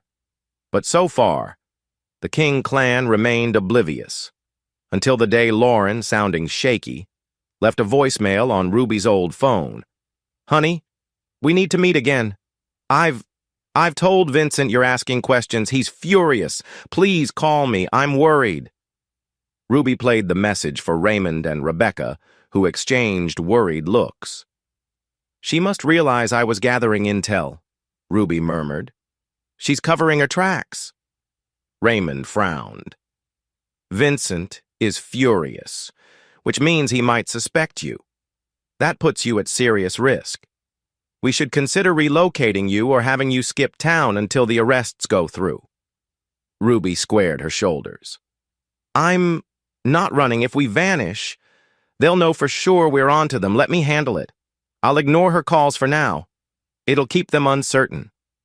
Rebecca nodded slowly. "Just keep your eyes open. One slip and they might try to corner you physically." Despite her defiant resolve, Ruby felt a prickling paranoia. She noticed a black SUV idling near campus on 2 separate occasions. She told herself it could be any wealthy parent's vehicle, yet her instincts screamed otherwise. She confided in her father one evening. "I think they're tailing me. Should I stop going to class?" Raymond mulled it over, frustration etched in his features. "We can't sacrifice your entire life, but let me or Rebecca shadow you whenever possible. We'll stay at a distance." So the next morning, as Ruby trudged onto campus, Raymond discreetly followed a block behind, wearing a cap and jacket. Sure enough, that black SUV lurked across the street. When Ruby disappeared into the law library, 2 men stepped out of the SUV, scanning the sidewalk. Raymond recognized one as a known crony of Vincent. From the old days, he'd been a security consultant who handled dirty work. Raymond's jaw set. They want to intimidate her. Maintaining calm, he angled away, calling Rebecca. "We have a tail. Keep the car ready. If they make a move, we intercept." That afternoon, Ruby was exiting the law building when those men approached, feigning casual conversation. One blocked her path while the other offered a slimy smile. "Hey, Ms. King, can we have a moment?" Heart pounding, she mustered a controlled look. "Do I know you?" He shrugged. "You're Vincent's niece, right? We have a message from him. He's concerned you're straying from the family." Ruby's palms grew clammy. "I have no business with him. If he's concerned, he can call me." They exchanged a glance. The second man stepped closer, voice low and menacing. He'd rather keep things in the family off the record. "Word is, you've been digging around, asking uncomfortable questions. That's not wise." Ruby's stomach churned, but she raised her chin. "I don't know what you're talking about. Now move, or I'll contact campus security." He laughed softly. "Security works for people bigger than you think. Come on, Ms. King, let's not escalate. Just drop your little investigations. Keep quiet about the past. Vincent will make sure you're taken care of." Anger flashed in her eyes. She parted her lips to retort, but a sudden voice behind them cut in. "Is there a problem?" They all turned to see Raymond disguised in plain clothes, but shoulders tense. The men instantly recognized him despite the differences in his appearance. One hissed, "You're supposed to be dead." Raymond's glare bored into them. "Disappointed I'm not?" He stepped forward, placing himself between them and Ruby. She said, "Back off. You want to pick a fight? Do it with me." The men exchanged startled looks, uncertain how to handle the literal ghost of Raymond King. One spat, "Vincent will pay big for proof you're alive." Raymond's lips curled. "Then why don't you try earning that bonus?" For a split second, it seemed a scuffle might erupt right there on campus grounds. Ruby's heart hammered. Students milled about, some glancing curiously. The men clearly debated risking a public confrontation. Ultimately, they sneered and backed away. "We'll let Mr. May King handle this," one muttered. "But you just signed your death warrant again." Raymond didn't flinch. "Funny how your threats never pan out." He gestured for Ruby to walk away. She marched off, shoulders rigid. In the distance, a security guard began to approach, alerted by the tension. The men slipped back toward their SUV and sped off.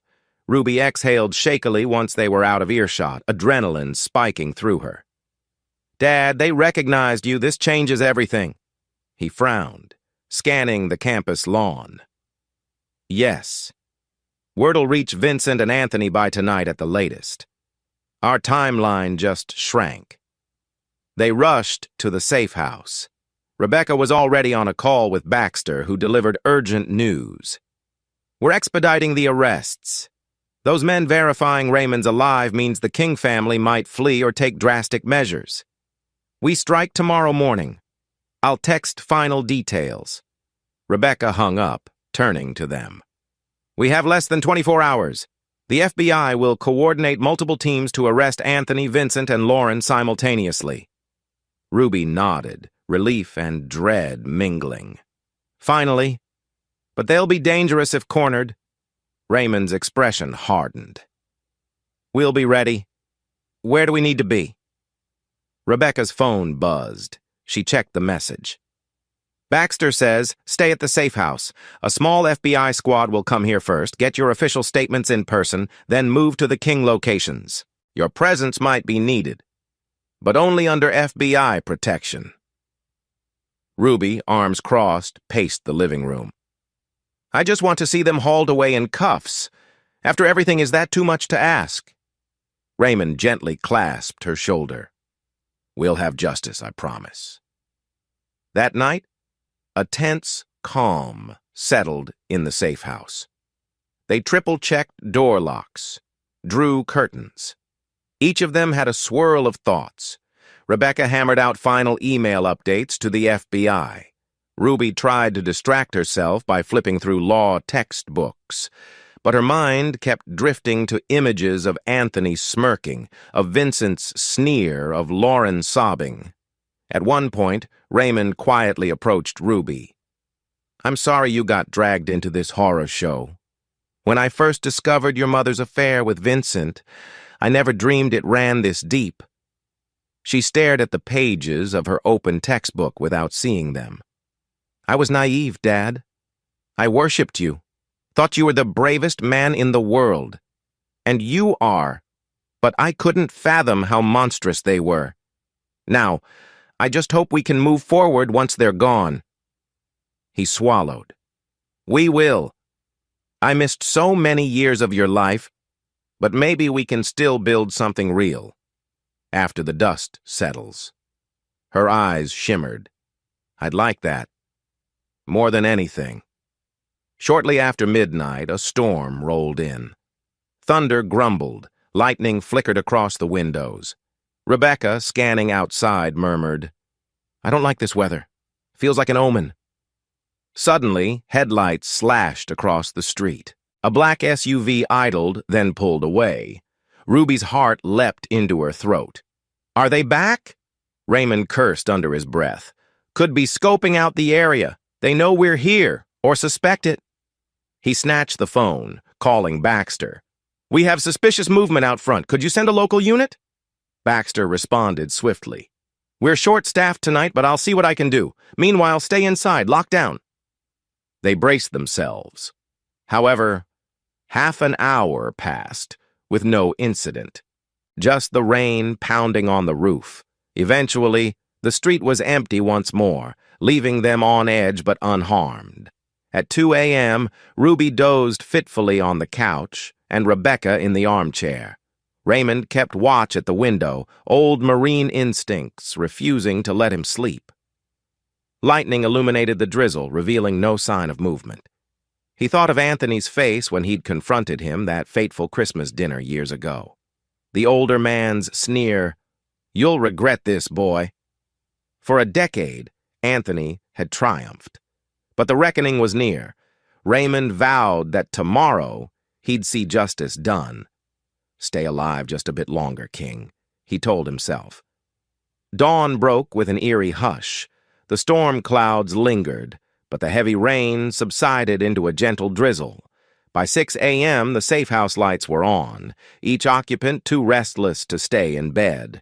They sipped coffee in tense silence, waiting for Baxter's final word. At 6:30 a.m., a knock sounded. Rebecca peered through the peephole. "It's them," she whispered. They opened the door to 4 FBI agents in tactical gear, Baxter among them. He nodded briskly, stepping inside. "We have warrants in hand. Teams are en route to Anthony's estate, Vincent's campaign headquarters, and Lauren's condo. We want official statements from Raymond and Ruby on record first." Raymond nodded, jaw set. "Let's do it." They sat around the battered living room table while a senior agent pressed record on a handheld device. Methodically, he asked Raymond about the events leading to his staged murder, the coma, the new evidence gleaned. Then Ruby recounted her confrontation with Lauren, including direct quotes. Next came the digital proof, the recordings, financial statements, all packaged neatly. Baxter concluded the session, exhaling. "This is enough to lock them away. Let's move." An agent led them outside to a black SUV, ironically the same model as Vincent's henchmen used, but with tinted windows and FBI plates. Rebecca got in the front passenger seat. Baxter drove, while Raymond and Ruby sat in the back, heartbeats hammering with anticipation. The plan: they'd head to a vantage point near Anthony's estate, far enough to remain safe, but close enough to see the arrest team in action. Another squad would simultaneously hit Vincent's location. A third unit for Lauren. Then they'd gather any leftover evidence on site. By evening, the King Empire would presumably be in handcuffs. As the SUV glided through drenched streets, Ruby stared at her trembling hands. She recalled being a little girl, sliding into the back seat of the family car, giggling while Dad teased her about sea monsters. Life had been simple then. Now everything was on the cusp of a violent resolution. Raymond gently took her hand in his. "We're almost there," he murmured. She mustered a shaky smile. Finally. They reached a hill overlooking Anthony's sprawling mansion. Several unmarked vehicles had already formed a perimeter. Agents in dark uniforms slipped through gates. The estate's lights were on, suggesting someone inside was awake. Over the radio, Baxter received updates. Team 2 in position at Vincent's HQ. Team 3 approaching Lauren's condo. Rebecca's knuckles whitened on the dash. "This is it." Ruby exhaled slowly. Raymond braced himself for the moment they'd all awaited. Chapter 7. From their vantage on the hill, Ruby could see Anthony's estate, usually a beacon of wealth and grandiosity, now ringed with silent men in tactical gear. She held her breath as the lead agent signaled with a raised hand. Then they moved in. The gate was swiftly breached with a small explosive that shattered the lock. Lights flickered on throughout the mansion. "Go! Go! Go!" Baxter whispered into his radio. A wave of adrenaline coursed through everyone in the SUV. Even from a distance, Ruby's stomach churned at the thought of Anthony waking up to the sounds of the FBI bursting into his domain. "You deserve it," she thought. Seconds later, strobing red and blue lights bathed the estate's driveway. Agents advanced, shouting commands. Though they couldn't hear exact words from the SUV, the tension was palpable. Raymond clenched the seat in front of him, face impassive. They waited. Suddenly, two black-clad figures emerged from the mansion, each forcibly escorted by agents. Anthony King, in a rumpled robe, hair askew, raged and flailed. Next to him, a younger staffer, likely his personal assistant, looked terrified. Over the radio, an agent's voice crackled. "Primary target in custody. Resistance minimal. Securing premises." Baxter turned to the back seat. "We got Anthony." Ruby's heart hammered. "What about Vincent and Mom?" Baxter switched channels. "Team 2, report." A burst of static, then a reply. "We have Vincent King in custody. Attempted to flee out a rear exit. Shots fired, no injuries. We're clear." A collective sigh of relief spread through the SUV. Ruby caught Raymond's eyes, which flickered with grim satisfaction. Vincent had tried to shoot his way out typical. She imagined the fury on his face, knowing his illusions of power had collapsed. Finally, Baxter asked for Team 3's update, voice tight. "Lauren King, location status?" Silence. Tense seconds dragged. Then a garbled voice. "No sign of target. The condo is empty, lights on, door ajar. We're searching." "Damn it," Baxter muttered. "She's gone. Possibly tipped off." He turned to Ruby. "Any clue where she might flee?" Ruby's heart sank. She said she was worried about Vincent. She might go to the airport or a safe house Anthony owns, I'm not sure. Rebecca quickly pulled up records on her tablet. Anthony has a private villa by the coastline, about an hour away, or they own an old cabin up north. But that's where the murder took place. We suspect it's been abandoned. Another possibility is Lauren's old friend's place. Let me see if we have an address. Meanwhile, Baxter relayed instructions to the squads. Begin a citywide bolo for Lauren King, possibly traveling in a personal vehicle. She's considered complicit in murder conspiracy. Raymond exhaled, raking a hand through his hair. She's cunning, but maybe she's panicked. If she has nowhere else to go, she might try meeting up with Vincent, not knowing he's already arrested. Ruby felt a swirl of emotions. Part of her was furious Lauren had slipped away. Another part was oddly worried Lauren was her mother after all. But that sympathy shrank under the weight of betrayal. She can't hide forever, she said aloud. The SUV descended the hill, heading toward Anthony's estate, so Ruby and Raymond could formally identify him if needed. Agents waved them through the gate. By now, Anthony stood in front of a squad car, hands cuffed behind his back, his face contorted with rage upon seeing Raymond exit the SUV.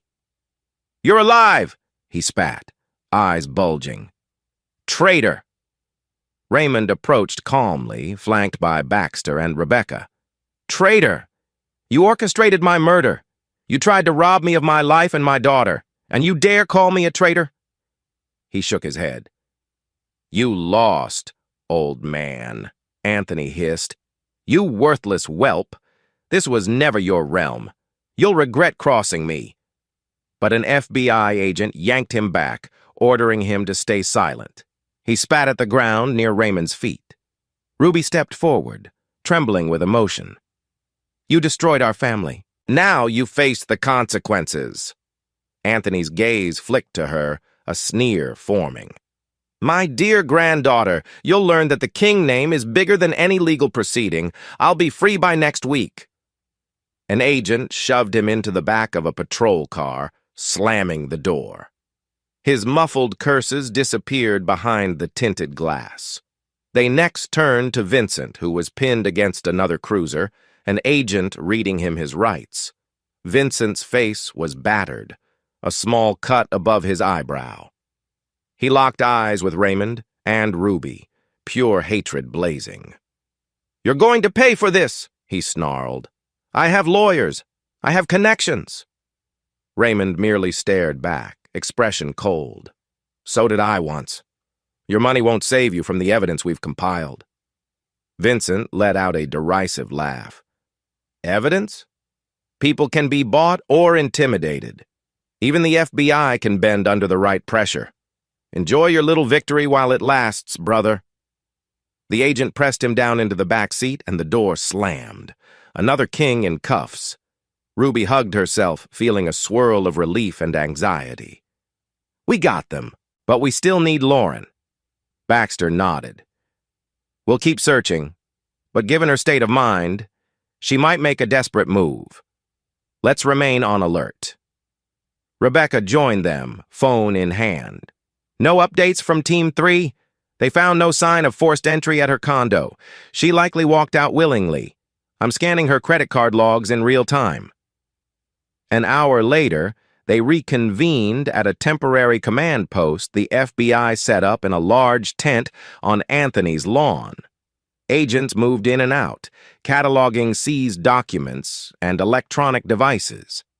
Baxter offered a chair to Ruby, who was pale with exhaustion. Raymond stood behind her, scanning the hum of activity. One agent approached with a phone in a sealed evidence bag. "Sir, we found Anthony's personal phone in the upstairs study. He has multiple missed calls from Lauren King's number in the past hour." The agent paused. "The last call was at 7:15 a.m., minutes before we stormed in." Baxter's eyes narrowed. "So, she tried reaching him. Possibly to warn him about the raid. She's on the run." The agent nodded. "No messages left, no texts. Just repeated calls. We'll see if we can track her phone's GPS. Ruby grimaced. She's probably frantic, but we can't underestimate her. Rebecca frowned at her tablet. Lauren's credit card was just used at a gas station on Highway 14 heading north. She might be going to that old cabin. A tense hush fell. The memory of that cabin where Raymond was shot loomed like a ghost. Baxter looked at Raymond. You want to lead us there? Could be a chance to intercept her. They decided on a small team. Raymond, Rebecca, and 4 FBI agents in 2 vehicles. Ruby was told to stay at the command post for her own safety, but she refused. I need closure. Please, Dad, she implored. I won't be a liability. Raymond hesitated, torn between paternal protectiveness and her right to see this through. Finally, he agreed under the condition she'd stay under direct FBI supervision. Baxter gave the okay, and they loaded up into 2 SUVs. The caravan sped away from Anthony's estate, leaving the chaotic scene of arrests behind. The roads grew narrower as they moved north, climbing into wooded hills. Rain had begun again, a soft patter on the windshields. Anxiety spiked with every mile. Would Lauren be armed? Was she suicidal? Unhinged? After about 40 minutes, they turned onto a muddy track, leading deeper into forest. Memories churned in Raymond's mind. This was the same path he'd driven the night of his staged murder. The night everything changed. He clenched the steering wheel, exchanging a glance with Ruby beside him, who looked as tense as he felt. Eventually, they reached the clearing with the old hunting cabin. Windows boarded up, roof partially caved. The place reeked of decay and haunted recollections. Spread out, Baxter ordered, stepping from the SUV. Agents fanned out with flashlights. Thunder rumbled, casting an ominous backdrop. The group approached the cabin door, which was slightly ajar. Rebecca signaled caution, and they entered with guns raised. Dust motes danced in the feeble light. Furniture was overturned. Remnants of that fateful night, still present, a broken lamp, bullet holes in the wall. The musty air weighed on them. No sign of Lauren. They did a quick sweep, discovering footprints in the dust, fresh and small, likely hers. They let out the back door into the woods. One agent radioed from behind the cabin. Tracks heading east. She can't be far. Raymond and Ruby followed the agent's footprints until they reached a shallow ravine. Rebecca caught up, scanning the area with a flashlight. Suddenly, a figure emerged from behind a tree, stumbling forward. Lauren! Her clothes were soaked, hair plastered to her face. She looked desperate, eyes wild. Lauren clutched a small pistol in trembling hands, pointing it uncertainly between Raymond and Ruby. Stay back! She screamed, voice cracking. I'm not going to jail for them. I'm not. Ruby's heart pounded. She raised her hands, voice gentle yet firm. Mom, put the gun down. Please, it's over. Vincent and Anthony are arrested. You can't run forever. Lauren's eyes flicked with panic. I never wanted any of this. Anthony, Vincent, they pushed me. I was trapped, Ruby. Trapped. She turned the gun toward Raymond, tears sliding down her cheeks. You ruined everything. Raymond's voice was steady, though adrenaline roared in his veins. You conspired to kill me, Lauren. Don't blame me for your choices. He took a cautious step forward, arms slightly raised. But we can end this peacefully. Let the courts decide. She let out a frantic laugh. Courts? Anthony taught me how corrupt the system is. I won't survive in prison. Her voice cracked as she leveled the gun at her own temple. Maybe I'll just end it here. A jolt of horror raced through Ruby. Mom, no! She dashed forward, ignoring Raymond's warning to stay put. Don't do this. You can at least do one right thing, face the truth. Lauren's hand shook violently. She sobbed, dropping the muzzle a fraction. I can't. I'm weak, Ruby. I always was. I let them use me. Anthony, Vincent, your father's death.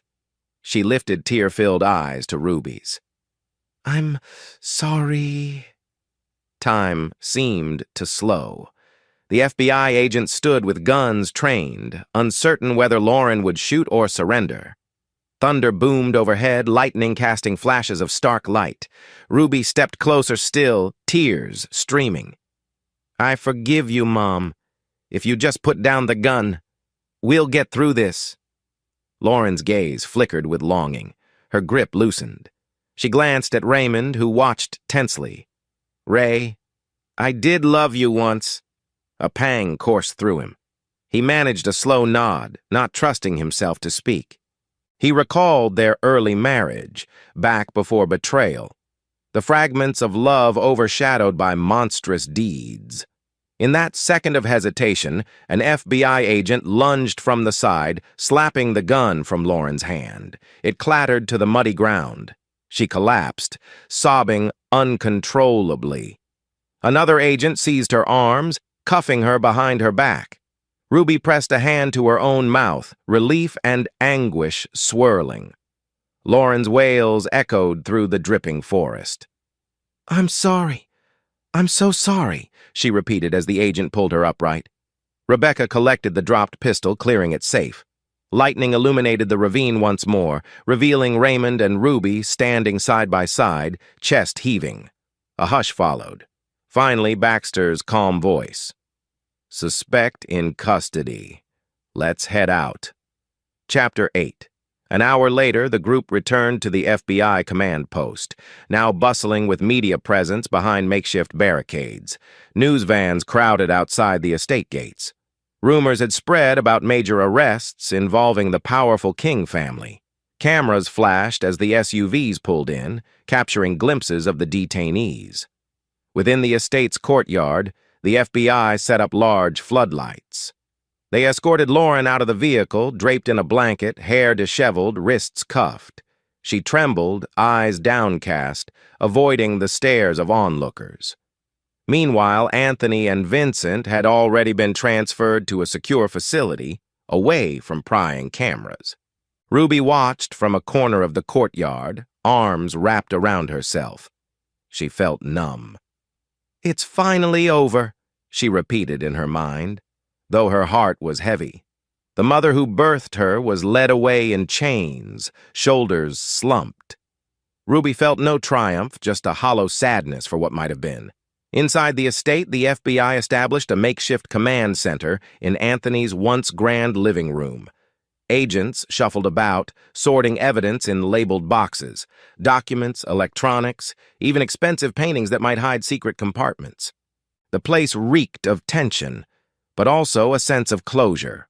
Raymond and Rebecca gave final statements to a federal prosecutor on site, detailing the entire timeline.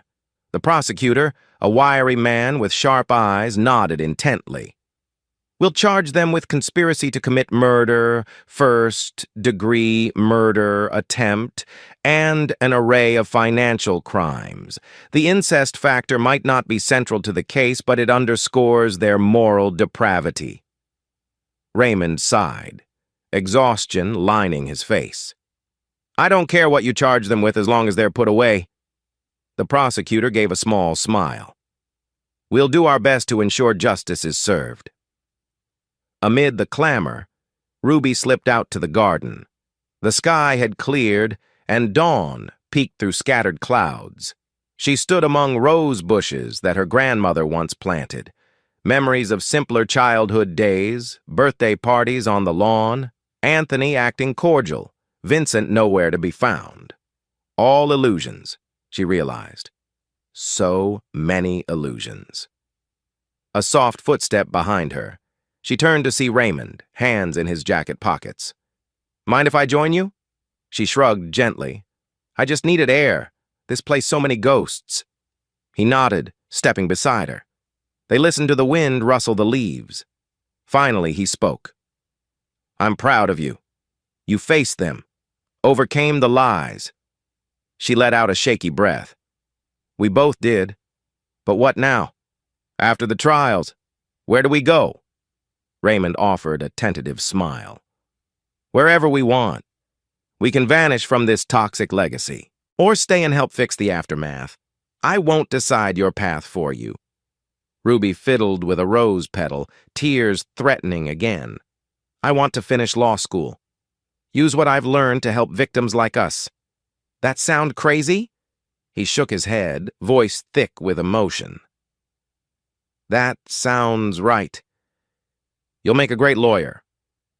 And I'd like to be around, if you'll have me in your life." Inside, media outlets pressed for a statement. The FBI strictly controlled information, but eventually allowed a brief press conference in the estate's foyer. Baxter stood at a podium, flanked by agents. Cameras clicked wildly as he announced, "Today, federal warrants led to the arrest of Anthony King, Vincent King, and Lauren King on multiple felony charges, including conspiracy to commit murder. We also uncovered significant financial crimes." He didn't mention Raymond's survival, simply calling him a key witness. Raymond and Ruby watched from the back of the crowd. A couple of reporters recognized Ruby, whispering. She felt a twinge of anxiety. She'd soon be in the public eye, the daughter of the murdered detective, who turned out to be alive. That news would break eventually. But for now, she clung to anonymity, hidden among the throng. After the conference, Baxter approached them. "We can provide witness protection if you prefer. The King name still has some die-hard loyalists who might come after you." Raymond exchanged a look with Ruby, then shook his head. "Thanks, but no. We've lived in the shadows too long. We'll stay cautious, but we're done hiding." Ruby nodded in agreement, a faint smile on her lips. Throughout the day, the FBI processed Lauren. She was booked and transported to the same secure facility as Vincent, though they'd be kept separate. Anthony, due to his age, was under medical watch but still in custody. The swirling media coverage turned the King scandal into front-page news. Phrases like "cheating wife revenge plot exposed" and "judge's grim legacy" peppered the headlines. Chat shows debated the moral downfall of a once-respected family. Rebecca left them briefly to coordinate final evidence handovers. She returned with a tired grin. "I think that's it. We have enough to bury them in prison." She gave Raymond a friendly nudge. "You did it. All your suffering, it led to the truth." He clasped her hand, gratitude shining. "Couldn't have done it without you and your unstoppable detective work." He gestured to Ruby. "And her courage." Ruby cleared her throat, modest. "We're just trying to survive, and maybe bring some justice for Dad's lost decade." By late afternoon, the estate began emptying of FBI personnel. The perimeter was maintained by local law enforcement. Raymond, Ruby, and Rebecca gathered by the front gates, discussing the next steps. The clouds finally parted, allowing warm sunlight to bathe the property. Rebecca sighed. "I'll be handling depositions for a while. The trial might take months to a year. But we have enough to ensure convictions." Ruby stared up at the mansion's tall facade. Such a massive house, so many secrets. And now it's basically a crime scene. Hard to believe I once visited for family holidays. Raymond placed a steady hand on her shoulder. "It's over, kiddo. We can let it go." She nodded. "Yeah. Let's go home, or anywhere that feels like home." On the drive back, they took the scenic coastal route.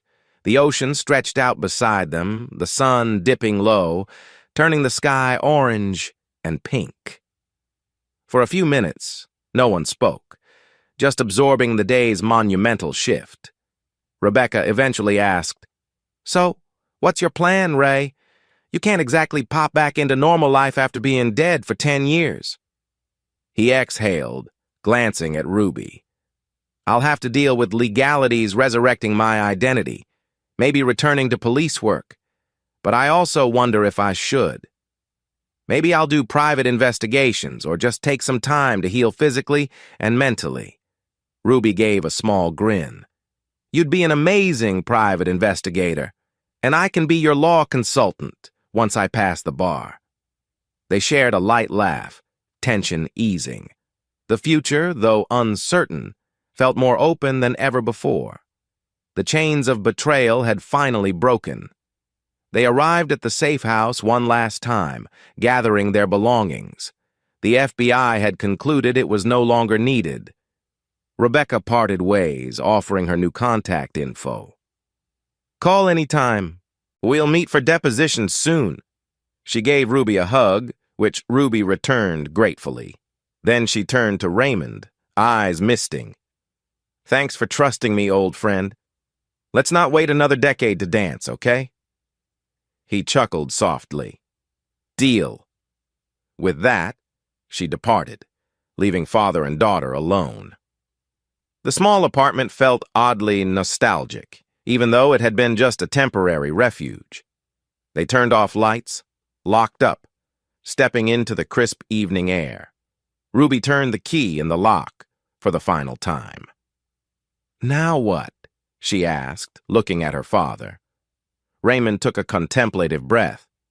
"Hotel tonight. Then tomorrow we find a real place. Make plans for your classes, for my future, step by step." She slid her arm through his.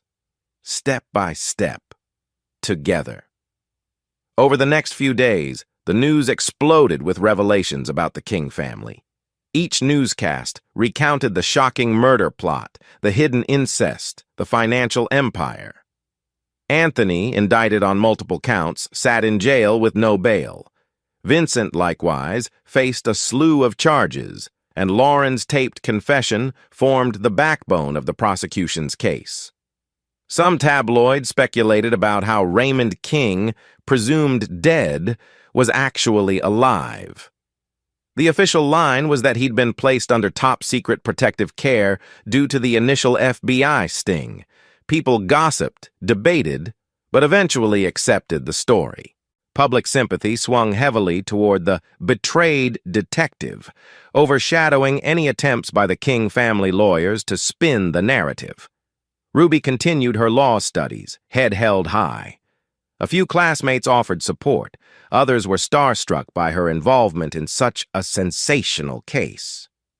She politely deflected invasive questions, focusing on her future. She discovered a sense of purpose helping those who'd been victims of familial or corporate corruption. Raymond quietly reclaimed his identity.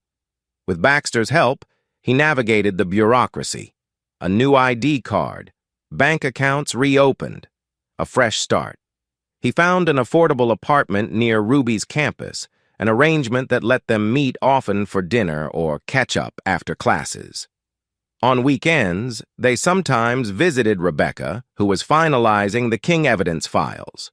One drizzly afternoon, father and daughter strolled along the beach, gentle waves lapping at their feet.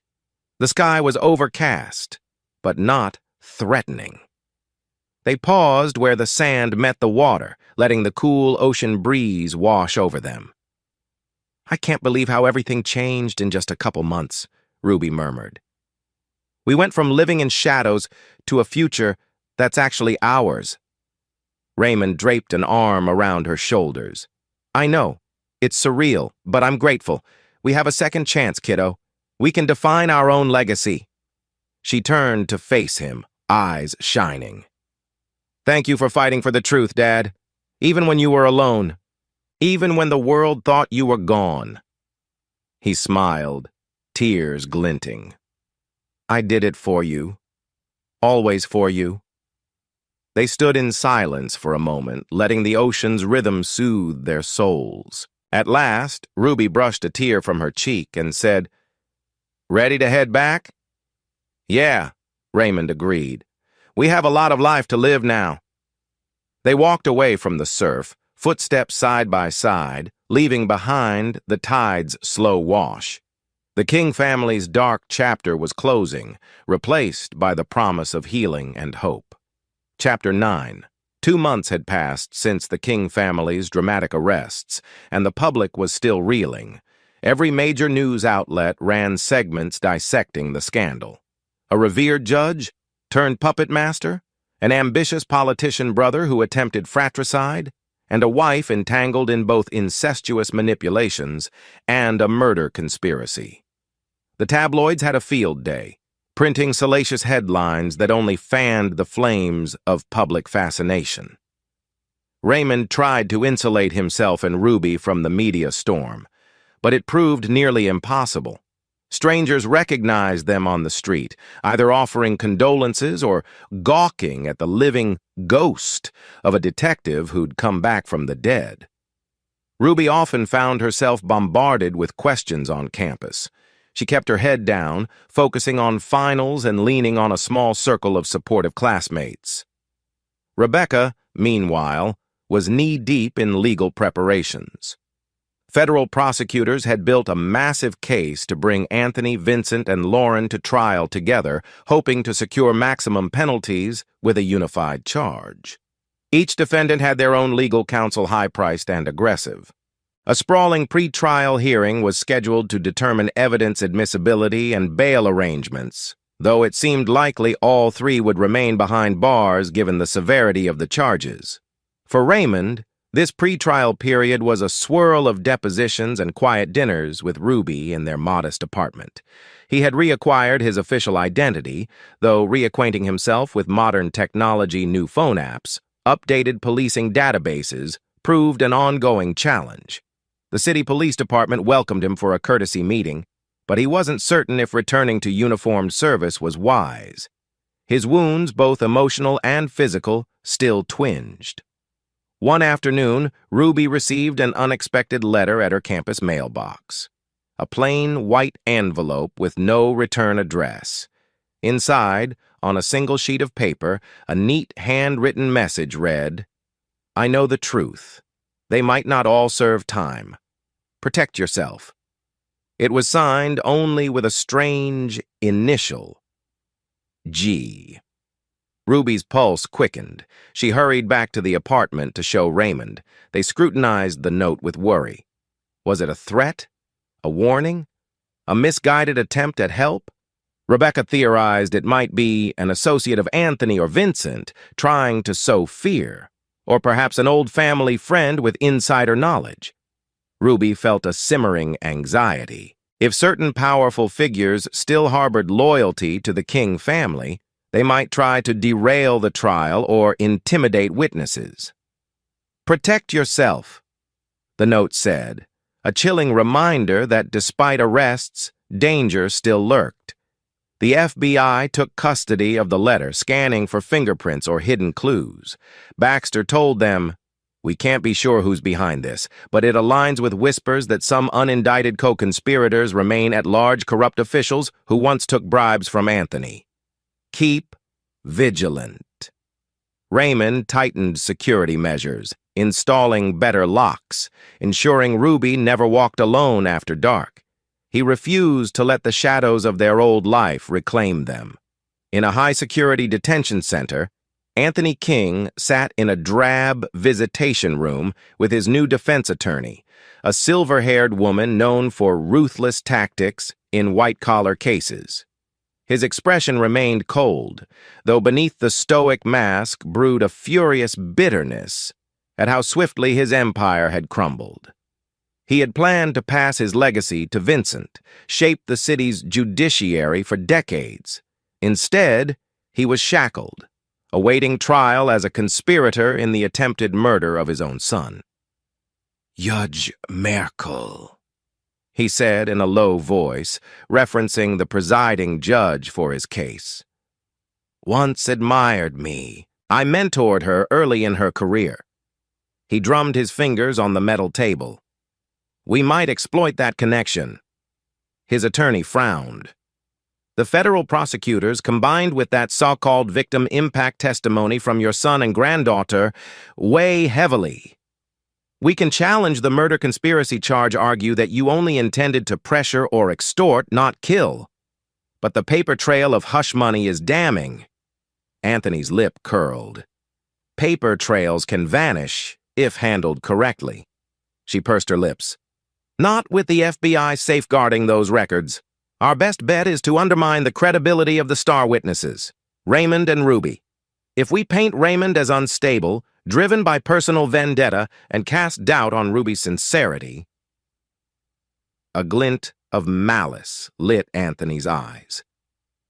Yes, my granddaughter is naive. Perhaps we can manipulate the public perception of her involvement. Yet beneath his arrogant veneer lay a pulse of uncertainty. The world had turned against him. His name wasn't enough to bail him out this time.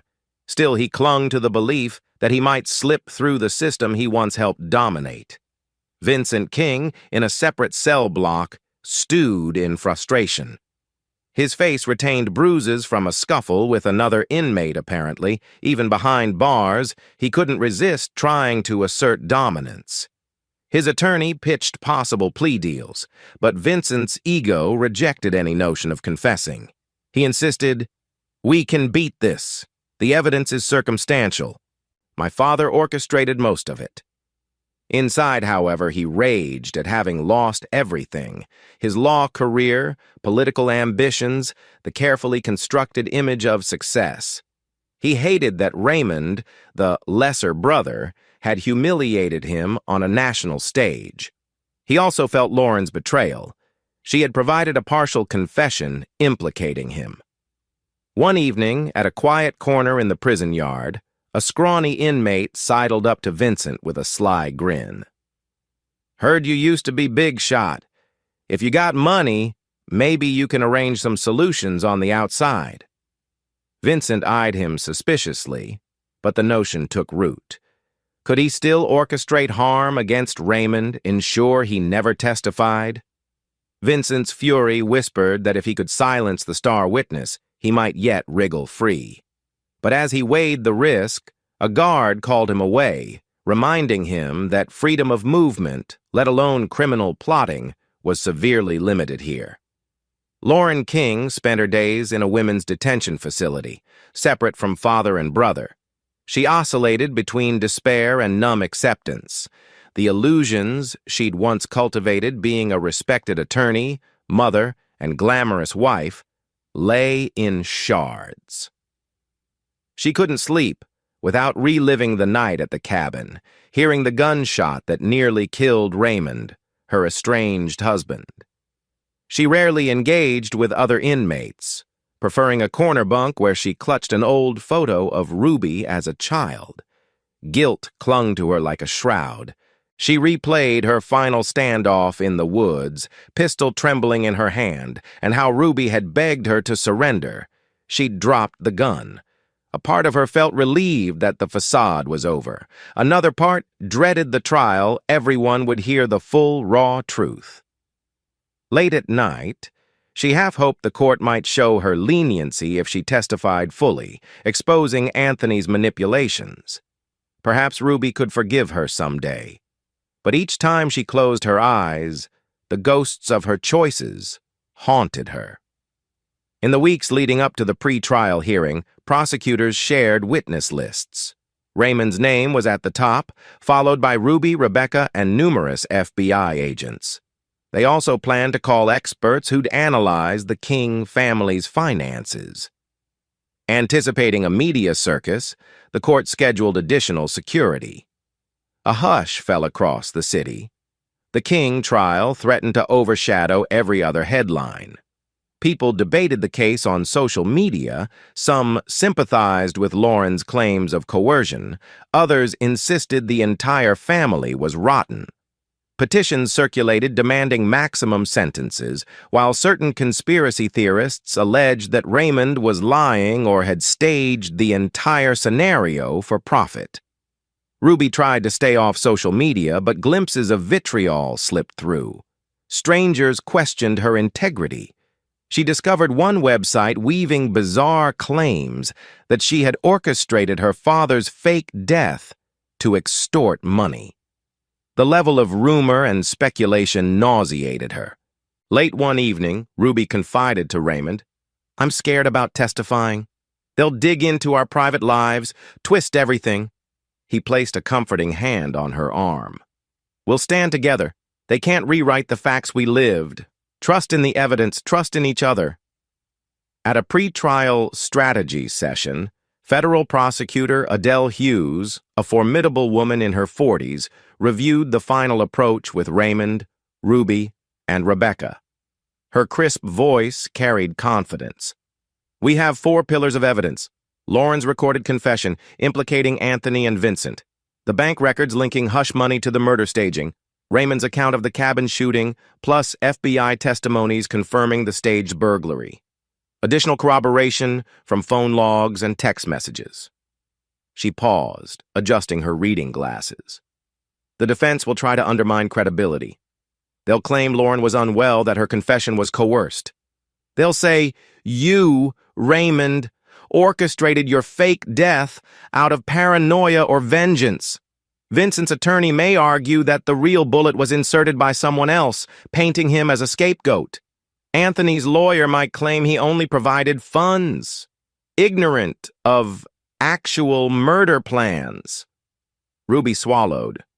"But that's all lies. The documents and recordings show they planned it together." Hughes nodded. "Indeed.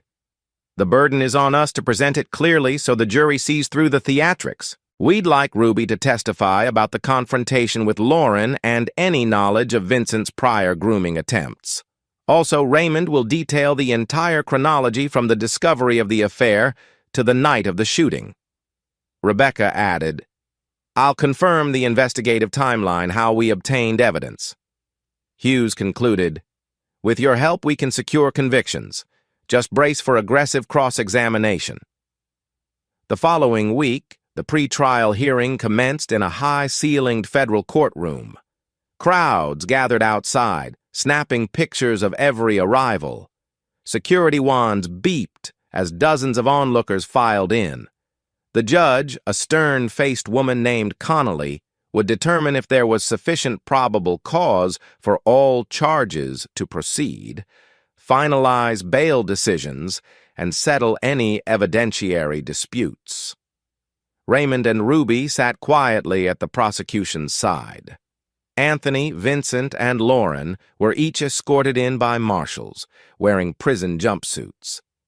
The hush that fell as father, brother, and wife all took their seats was electric. Cameras weren't allowed inside, but journalists typed frantically on laptops. Ruby's heart pounded seeing them again. Anthony kept his chin high. Vincent scowled. Lauren's gaze remained glued to the table. The entire family, once united by secrets, now faced each other across the gulf of the law. Judge Connolly looked over the exhibits. She began the session by acknowledging the sensational nature of the case, cautioning the public to remain orderly. Then the prosecution presented a summarized narrative of the charges: conspiracy to murder Raymond King, fraud, money laundering, extortion. Anthony's attorney rose, voice dripping with confidence, and tried to downplay the murder plot as a family dispute gone awry. She claimed the finances were standard legal retainer fees. Vincent's lawyer alleged the real bullet had been introduced by an unknown third party, as if to sabotage Vincent. Lauren's counsel insisted she was coerced by the men and never intended lethal harm. Midway through the hearing, Prosecutor Hughes unveiled key pieces of evidence. She played snippets of Lauren's recorded confession. Gasps rippled through the courtroom as her tearful voice recounted the cabin night. She showed spreadsheet slides of suspicious bank transfers, each cross-referenced with dates around the murder attempt. Next came phone records, revealing a flurry of calls among Anthony, Vincent, and Lauren hours before Raymond's staged burglary. When asked if the defense wished to challenge the authenticity of these recordings, all 3 sets of counsel hesitated. The FBI's chain of custody was airtight. Judge Connolly carefully noted each exhibit. Tension thickened as it became apparent how thorough the government's case was. Finally, the judge invited Raymond to stand for a brief statement about the necessity of no bail for the defendants. He rose, feelings swirling. Glancing at the table where Anthony, Vincent, and Lauren sat, he spoke in a measured tone. My father and brother planned to kill me. My wife assisted. I survived only because the FBI intervened. I strongly believe they remain a danger to me, my daughter, and the public. Their resources and connections make them flight risks. I asked the court to keep them detained until trial. He did not look away from them. Vincent's scowl deepened, Anthony's lips tightened. Lauren silently wept. The judge listened intently, scribbling notes. After a short deliberation, Judge Connolly announced her findings. The state has presented substantial evidence of coordinated criminal activity. All motions to dismiss are denied. Bail is denied for Mr. Anthony King and Mr. Vincent King, given the gravity of the charges and potential flight risk. Mrs. Lauren King's request for house arrest is also denied, given the murder conspiracy allegations. A wave of whispers and exhalations swept the courtroom. The King family would remain in custody. The judge scheduled the official trial to begin in 3 months, allowing time for final witness depositions and jury selection. Anthony clenched his jaw, Vincent shook his head in fury, and Lauren stared at the floor. Marshals escorted them out, ignoring the flurry of shouted questions from reporters. Ruby felt a strange blend of relief and sorrow. The family drama was nowhere near finished. The actual trial loomed, but at least they'd remain behind bars, unable to harm anyone. As she and Raymond stepped outside into the glaring sunlight, cameras flashed. They said nothing, pushing through the crowd. This was just a preliminary victory. The real showdown the trial awaited. Still, for the first time in a long while, Ruby and her father felt the legal system might finally deliver true justice. Chapter 10. With 3 months to prepare before the trial, Raymond and Ruby found a new routine. By day, Ruby tackled her law classes and part-time work at a legal aid clinic. By evening, father and daughter reconvened in their small living room, combing through prosecution documents and practicing potential trial questions. Every so often, nightmares plagued them both. Ruby dreaming of Lauren holding a gun again, Raymond reliving the cabin ambush. Therapy sessions helped somewhat. Rebecca had recommended a counselor experienced in trauma. Slowly, the nightmares lost some of their edge, replaced by cautious optimism about rebuilding their lives. They also developed a closer father-daughter bond, cooking meals together, discussing everyday life concerns. Raymond tried new recipes, surprising Ruby with half-burnt results. She teased him, calling his attempts culinary bravery. They laughed, forging memories free from the King family's dark shadow. Meanwhile, the prosecution refined their witness lineup. Besides Raymond, Ruby, and Rebecca, they planned to call various FBI agents who'd orchestrated the staged burglary reveal, as well as forensic accountants who traced shell companies. A mental health expert might testify regarding how Lauren's decisions were shaped by Anthony's manipulative control. Lauren's defense, in a surprising pivot, indicated she might cooperate fully in exchange for a reduced sentence, painting herself as both victim and perpetrator. Anthony's team wanted to sever his case from hers, insisting he shouldn't be tarnished by her emotional outbursts. Vincent's lawyer similarly demanded a separate trial, arguing undue prejudice from association with incest allegations. But Judge Connolly thus far refused to sever the cases, believing the conspiracy evidence was interlinked. Anthony simmered with anger, occasionally lashing out in pre-trial motions that tried to smear Lauren's credibility.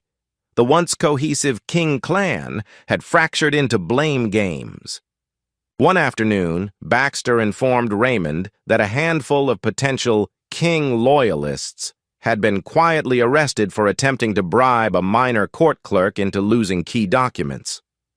"They're small fish," Baxter said, "but it proves Anthony's tentacles still stretch. We're lucky they got caught early." Raymond scowled, reminded anew of the cunning lengths Anthony might employ. He tightened security around their building, ensuring no suspicious watchers lurked. Ruby also stayed vigilant, though she tried not to let paranoia control her life. "We have to trust the system we're fighting for," she reminded her father. "If we let fear consume us, they win." He nodded, proud of her resilience. In the women's detention center, Lauren wrestled with the decision to sign a formal plea deal. Her public defender insisted it was her best chance at a lighter sentence.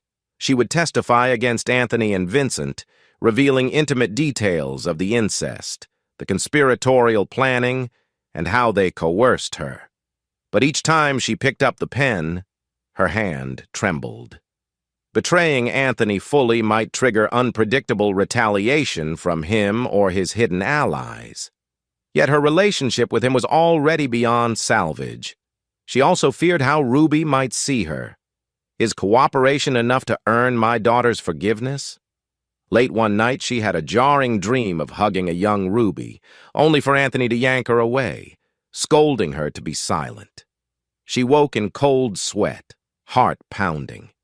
The next morning, she signed the plea agreement, tears staining her signature. Vincent, upon learning of Lauren's cooperation, flew into a rage. In his cell, he shouted at his lawyer, "She's lying! She was never forced! She enjoyed it! I was the one manipulated!" He demanded his attorney file motions discrediting her mental state, painting her as an unhinged, jealous spouse who orchestrated the entire fiasco. His legal counsel, exasperated, tried to calm him. "Mr. King, we can't just sling mud without evidence. The government has phone logs, your finances, plus your father's own statements. You're cornered. Consider a plea." Vincent refused, pride stoking his stubbornness. He fantasized about dominating the courtroom, exposing Raymond's lies.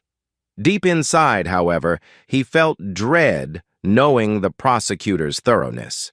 He seethed at Anthony, who had apparently not shielded him as promised. Anthony, for his part, maintained a facade of confidence. Rumors drifted through the detention block that he still commanded loyalty from certain wealthy backers. He told his lawyer to keep forging ahead with motions to suppress evidence, particularly Lauren's confession. One day, his lawyer arrived with troubling news. "Mrs. King has signed an official cooperation deal. She'll testify you orchestrated the murder plot from the start. She also mentions the incest. That's a moral bombshell for a jury." Anthony's jaw clenched. "That woman is fragile. We can dismantle her on cross-examination." Despite his bluster, anxiety gnawed at him. If Lauren testified with sincerity, corroborated by financial records, it might seal his fate. Still, he pinned hopes on painting her as an unstable partner, while casting his conduct as mere paternal guidance gone awry. "Surely I can outwit them in court," he told himself, though the glimmer of doubt grew. 3 weeks before trial, the court convened a final pre-trial hearing to clarify the scope of permissible evidence. The hearing room was smaller, with fewer spectators. Raymond, Ruby, and Rebecca attended to observe. Lauren, Vincent, and Anthony were brought in under guard, each in separate seating. The prosecution revealed some newly discovered tapes, phone calls between Anthony and Vincent from years ago, referencing controlling that tramp, likely meaning Lauren, and disposing of the meddling cop brother. The judge listened to excerpts with tight-lipped disapproval. Vincent's lawyer roared objections, insisting the tapes were illegally obtained. The FBI explained the phone taps were legal, authorized after suspicion of money laundering. Judge Connolly ruled the tapes admissible, dealing another blow to the defense. Ruby studied her mother's face across the aisle.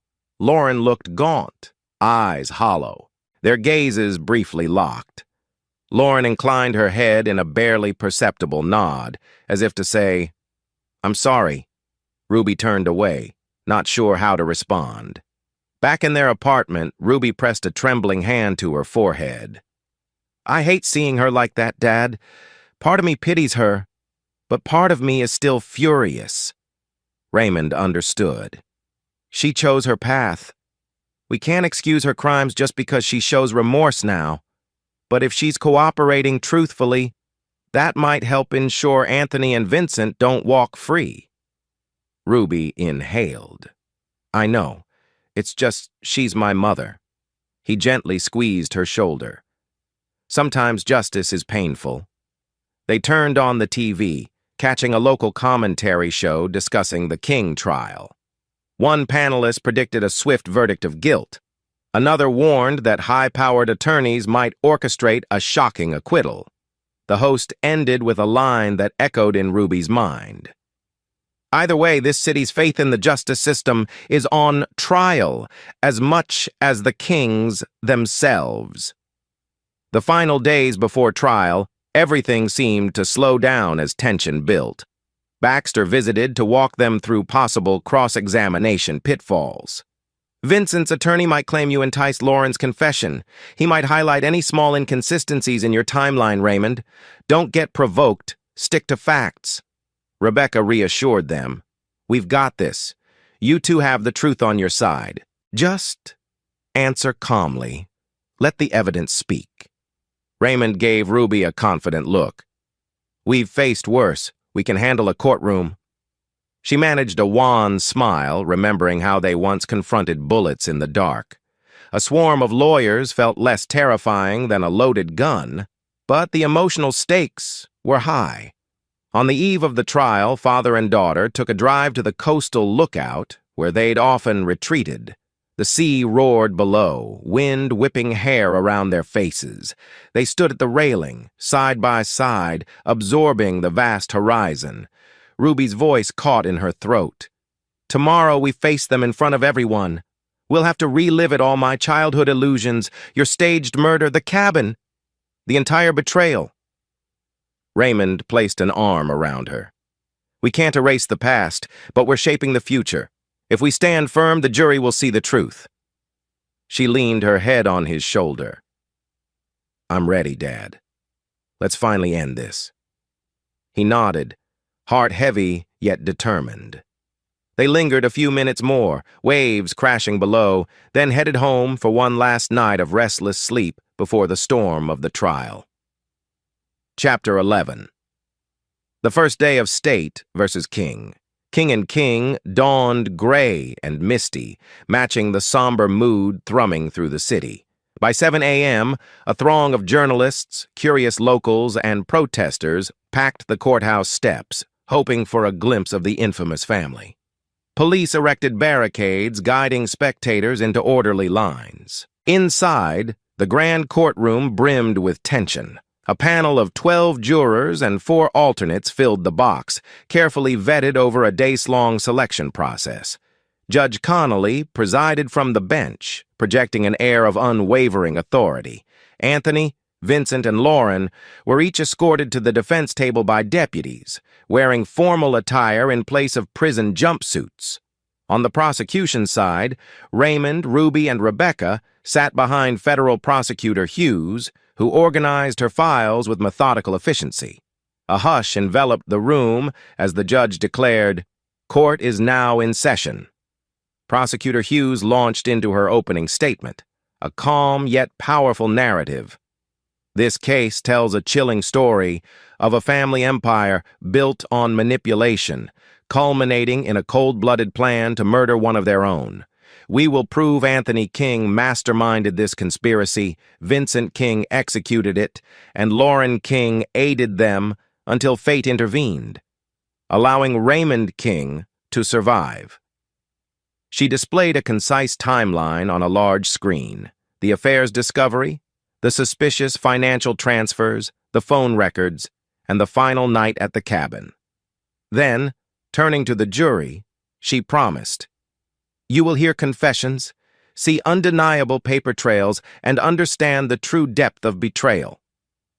When she finished, Anthony's lead counsel stood to deliver his opening, painting the father as an overbearing but not murderous patriarch. Vincent's attorney insisted Vincent was a victim of family chaos, never intending lethal harm. Lauren's lawyer, in a mild shock, openly admitted her client's guilt, but framed it as coerced by father and brother. The differing strategies revealed their fractured unity. Testimony began with forensic accountants detailing the suspicious money flow, massive withdrawals, aligning with calls between Anthony, Vincent, and Lauren. The defense cross-examination tried to muddy the waters, suggesting the funds were for legitimate campaign activities. But the accountants highlighted how these campaign activities suspiciously matched the nights leading to Raymond's staged murder, leaving the jury to wonder how that could be merely coincidence. Next, the FBI agents recounted the investigation: phone taps, hidden cameras, the staging of the burglary. They described how a single real bullet nearly killed Raymond, explaining the abrupt shift from a fake murder to a near-fatal shooting. The defense tried poking holes in the FBI's chain of custody, but the agents' thorough documentation left little wiggle room. Ruby watched from her seat, heart pounding each time an agent described her father's lifeless form in the cabin. She clutched Raymond's hand under the table for reassurance. Midway through the second week of trial, Ruby took the stand. Prosecutor Hughes guided her through direct questioning. Her childhood perception of the family, her discovery of Lauren and Vincent's closeness, and the final confrontation with Lauren in the condo and the woods. Ruby kept her composure, though her voice shook, recalling the brandished gun and her mother's tearful breakdown. She admitted Anthony and Vincent had planned the murder. She said she went along out of fear and confusion. The defense's cross-examination pounced. Vincent's attorney accused Ruby of exaggerating. "Isn't it true you despised your uncle for overshadowing your father? Perhaps you're twisting his words." She stayed calm. "No, I had no reason to lie. I found it horrifying. If anything, I wanted to believe they were innocent, but their own actions and confessions proved otherwise." Lauren's counsel surprisingly asked gentle questions, trying to highlight that Lauren was manipulated by the men. Ruby admitted, "Yes." She said she felt trapped by Anthony's influence. When she stepped down from the witness stand, trembling but relieved, Raymond gave her a small nod of pride. Raymond's testimony followed. He recounted everything from discovering Lauren's affair to the texts hinting at "keep him clueless" to the culminating events at the cabin. He described how Vincent confronted him with a pistol that was supposed to have blanks only to find one live round. A hush fell as he spoke about waking months later in a secret hospital bed. "I lost a decade of my life in a coma, declared dead while they carried on as if nothing happened. Ruby endured that grief alone." Vincent's lawyer aimed to brand him as dramatic, implying the FBI's elaborate plan was excessive. Raymond responded evenly, "We only staged the burglary because we had overwhelming evidence they truly intended to kill me. The FBI recognized how dangerous they were." Anthony's counsel tried a different tack. "Weren't you paranoid from your military background, misreading innocent signals?" Raymond's jaw tensed. "Innocent signals don't include a bullet to the side." The court clerk typed diligently. Jurors leaned forward, captivated by his straightforward account. The defense's attempts to rattle him seemed ineffective. Lauren King eventually took the stand under the terms of her cooperation deal. A hush of anticipation gripped the room. She appeared frail, eyes darting nervously. Prosecutor Hughes led her through a confession of incest with Anthony, acknowledging how it started under psychological pressure. She detailed how Vincent joined that twisted dynamic. Gasps punctuated the gallery as she recounted intimate manipulations, referencing Anthony's instructions that she seduce Vincent to solidify loyalty within the family. Then she described the murder plan. Anthony told Vincent that Raymond was an obstacle. "I was told to distract Raymond, lure him out to the cabin, and let Vincent handle the rest." Tears rolled down her cheeks. "I regret it every day, but I lacked the courage to defy them." In cross-examination, Anthony's lawyer attacked her credibility. You're just trying to save yourself by framing Anthony as the ringleader. Weren't you the one who suggested removing your husband? She shuddered. No. I said I wanted him out of the picture, but I never meant killing. Anthony twisted everything. Vincent's attorney similarly tried pinning blame on her for switching the blank with a real bullet. She insisted that was Vincent's doing, not hers. The emotional intensity left some jurors wiping tears. As the trial wore on, the defense scrambled. They produced a couple of minor witnesses who claimed to have seen Vincent elsewhere on certain nights or suggested Lauren had lied about incest. But the prosecution's documentary evidence overshadowed such tactics. One dramatic moment came when a wiretapped phone call was played, Anthony telling Vincent, "He's a problem. Deal with him." Vincent replying, "Relax, one blank is swapped with real, that cop brother won't see it coming." The courtroom fell silent at the chilling, matter-of-fact tone. Anthony looked away, jaw clenched. Vincent stared daggers at the tape recorder, as if wishing to smash it. Even Lauren lowered her head, confirming that yes, that was their conversation. Closing arguments arrived. Prosecutor Hughes delivered a thorough summary. The King family was a twisted enterprise culminating in an attempt on Raymond King's life. Anthony orchestrated the finances and intimidation. Vincent pulled the literal trigger. Lauren abetted them until remorse overcame her. The evidence is uncontested phone logs, confessions, recordings. I urge you, find them guilty as charged. Anthony's counsel pleaded for lesser charges, portraying him as an overbearing father, not a calculated murderer. Vincent's counsel insisted Vincent only meant to scare Raymond, not kill him, blaming the single real bullet on an unknown meddler. Lauren's lawyer, citing her cooperation, asked for leniency, emphasizing her victimhood under paternal domination. Finally, the judge instructed the jury on legal definitions: conspiracy, attempted murder, financial crimes. The jury retired to deliberate. For Raymond, Ruby, and Rebecca, the waiting was excruciating. They paced the courthouse corridors, rehashing every piece of testimony. Would the jurors see the full picture or get lost in defense spin? After 3 days, word came. The jury had reached a verdict. The courtroom filled to capacity, tension crackling in the air. The clerk read the verdicts in a steady voice. Anthony King, guilty of conspiracy to commit murder, guilty of attempted murder in the first degree via accomplice liability, guilty of money laundering and fraud. And Vincent King, guilty of attempted murder, guilty of conspiracy, guilty of financial crimes. Lauren King, guilty of conspiracy to commit murder, guilty of financial crimes, but with a note from the jury acknowledging her cooperation and apparent coercion by Anthony. An eruption of murmurs swept the gallery. Anthony stiffened, face ashen. Vincent's eyes blazed with fury. Lauren sobbed softly. Judge Connolly ordered silence, warning the audience to remain calm. She thanked the jury and scheduled a sentencing hearing in a month's time, where each convict's fate would be determined.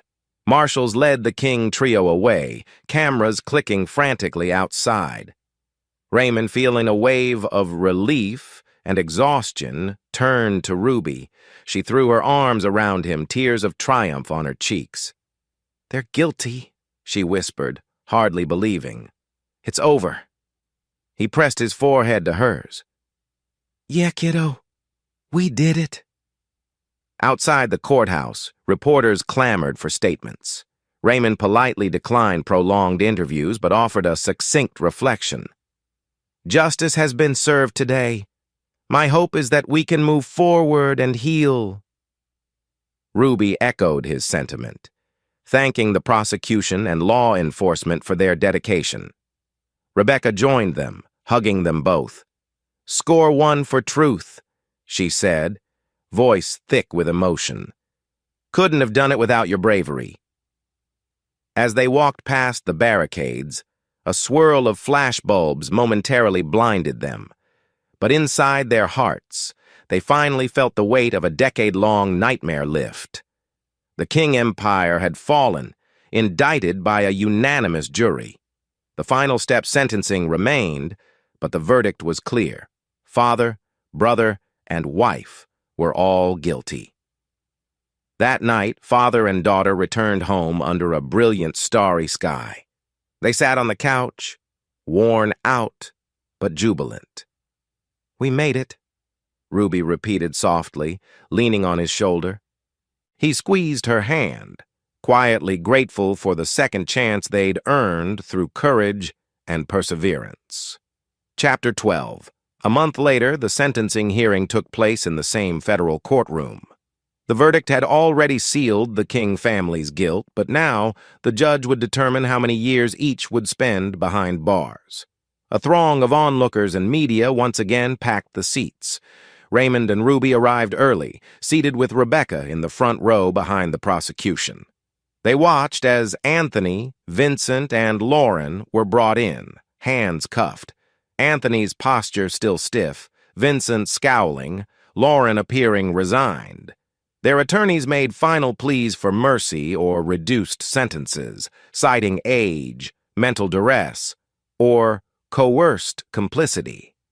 The prosecution countered with a detailed summary of the harm wrought, the near-fatal shooting of Raymond, the emotional trauma to Ruby, the extensive financial crimes undermining public trust. Each was indicted on multiple counts, thus facing potentially decades in prison. A hush fell as Judge Connolly prepared to read the sentences, adjusting her glasses. She began with Anthony. "You used your status to manipulate your family and colleagues into committing violent and fraudulent acts. The evidence shows no remorse or acceptance of wrongdoing. Hence, for conspiracy to commit murder and attempted murder, this court sentences you to life in prison without the possibility of parole. For financial crimes, an additional 15 years to run concurrently." Gasps rippled through the gallery. Anthony's face paled. He gripped the table edge, lips thinning into a grim line. Life without parole. The magnitude of that hammered him. Next was Vincent. "Mr. Vincent King, you orchestrated the actual attempt on Raymond King's life. The jury found you directly responsible for the armed assault. For attempted murder and conspiracy, 40 years in federal prison. For financial crimes, 10 additional years concurrent. You may be eligible for parole after 30 years, subject to federal guidelines." Vincent closed his eyes. A flicker of raw terror crossed his features, but he maintained a stoic facade for the cameras. Finally, Lauren. "Mrs. Lauren King, you participated in the conspiracy and enabled the murder attempt, though you later cooperated with prosecution. This court acknowledges your testimony in dismantling the King family's criminal enterprise. However, complicity in attempted murder is grave. I sentence you to 25 years in prison with eligibility for parole after 15. Lauren wept softly but nodded, as if accepting her fate. She cast one fleeting glance over her shoulder at Ruby, who held her father's hand. Then she bowed her head. The gavel struck, finalizing the sentences. Marshals escorted the convicts away. Some in the audience, presumably relatives or sympathizers, sobbed or muttered curses. Others quietly applauded or hugged in relief. The saga that had gripped the city for months had culminated in a dramatic, severe punishment for the once powerful King trio. Outside, reporters bombarded Raymond and Ruby for quotes. Raymond merely said, "The court has spoken. Justice has been served. We ask for privacy now as we heal." Ruby echoed the sentiment, politely declining further interviews. Back at their apartment that evening, father and daughter sank onto the couch, exhaustion and a strange numbness washing over them. "It's really over," Ruby said softly, as if she couldn't quite believe it. "Life sentences for Anthony, decades for Vincent. Even Mom, 25 years. Raymond gave her a hug. They made those choices, forced us into this battle. Now we can move on. You deserve a life free of that darkness. In the days that followed, life slowly began to stabilize. The media storm waned. Another political scandal surfaced in a neighboring county, shifting attention away from the King drama. Ruby resumed her law studies with renewed vigor, determined to become an advocate for those trapped in abusive power dynamics. Rebecca took on other challenging cases, though she remained close friends with Raymond and Ruby. She occasionally updated them. Anthony filed appeals, but legal experts doubted they'd succeed. Vincent tried to reduce his sentence by offering additional information on old deals, but the prosecutor shrugged he had nothing new to leverage. Lauren wrote a brief letter from prison, apologizing to Ruby again, expressing hope for some form of forgiveness. Ruby read it, cried a bit, then filed it away. She wasn't ready to respond. At last, the city began to see Raymond not as a sensational headline, but as a quiet presence rebuilding his life. Some local businesses organized fundraisers for him and Ruby, though he politely declined charity, preferring to stand on his own feet. He took a part-time consulting role at a private security firm, leveraging his marine and detective skills. One evening, as father and daughter prepared dinner, Ruby carefully asked, "What do we do with the old house near the coast? The one you and Mom bought? It's technically in your name. But so many memories, both good and bad." Raymond considered. "Selling might help us fully move on. No sense hanging on to a place that saw so much pain." She nodded. "Agreed. Let's do that."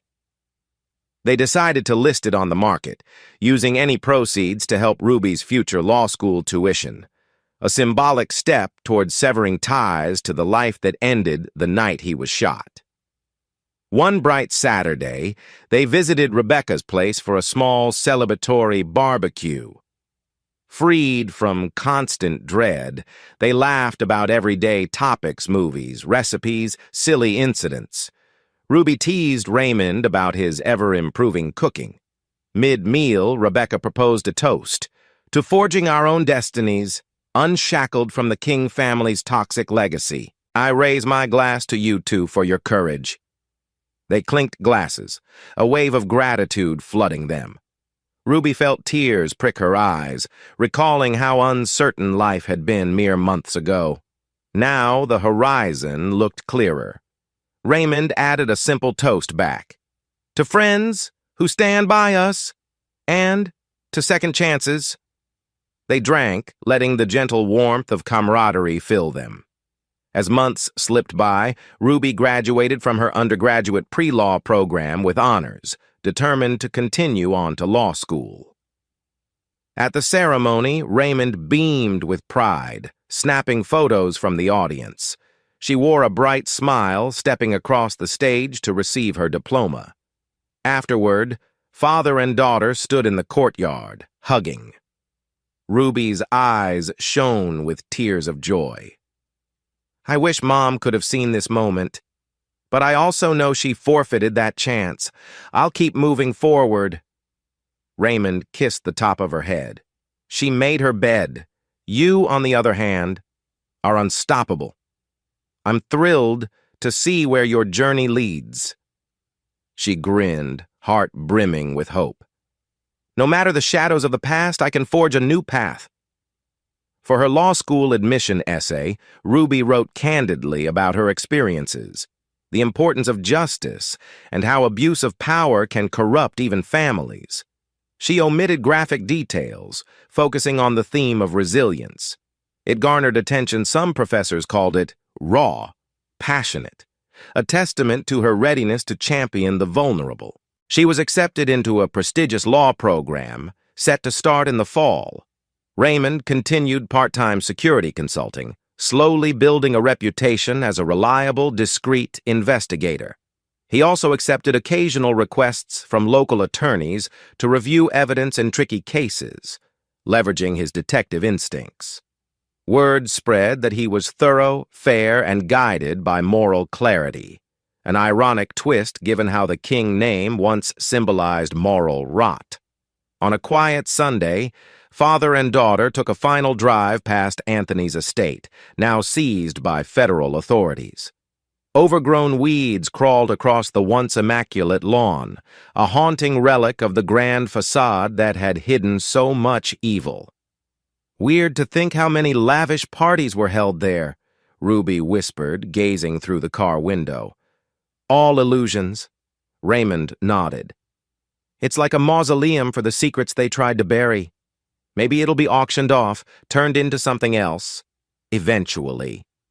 They didn't linger, soon continuing down the coastal highway. Reaching a familiar overlook, they parked, stepping out to admire the sunset gilding the water. The same vantage they'd come to time and again, first in dread, then in determination, and now, finally, in peace. They stood together, the sea breeze ruffling their hair. Ruby intertwined her arm with Raymond's. "We've come so far, Dad." He exhaled, remembering the violence, betrayal, and heartbreak they'd overcome. "We have. And tomorrow holds more promise than I ever dared hope for." Ruby turned, meeting his gaze with a soft smile. "Thank you for never giving up. Even when it cost you everything, we got justice. But more than that, we found each other." He kissed her forehead gently. "You gave me a reason to fight. Now we can truly live." As the sun slipped below the horizon, father and daughter gazed at the melding sky and ocean, hearts full of relief and possibility. No longer bound by the King family's twisted legacy, they stood on the precipice of a hopeful future, forging their own destiny together at last.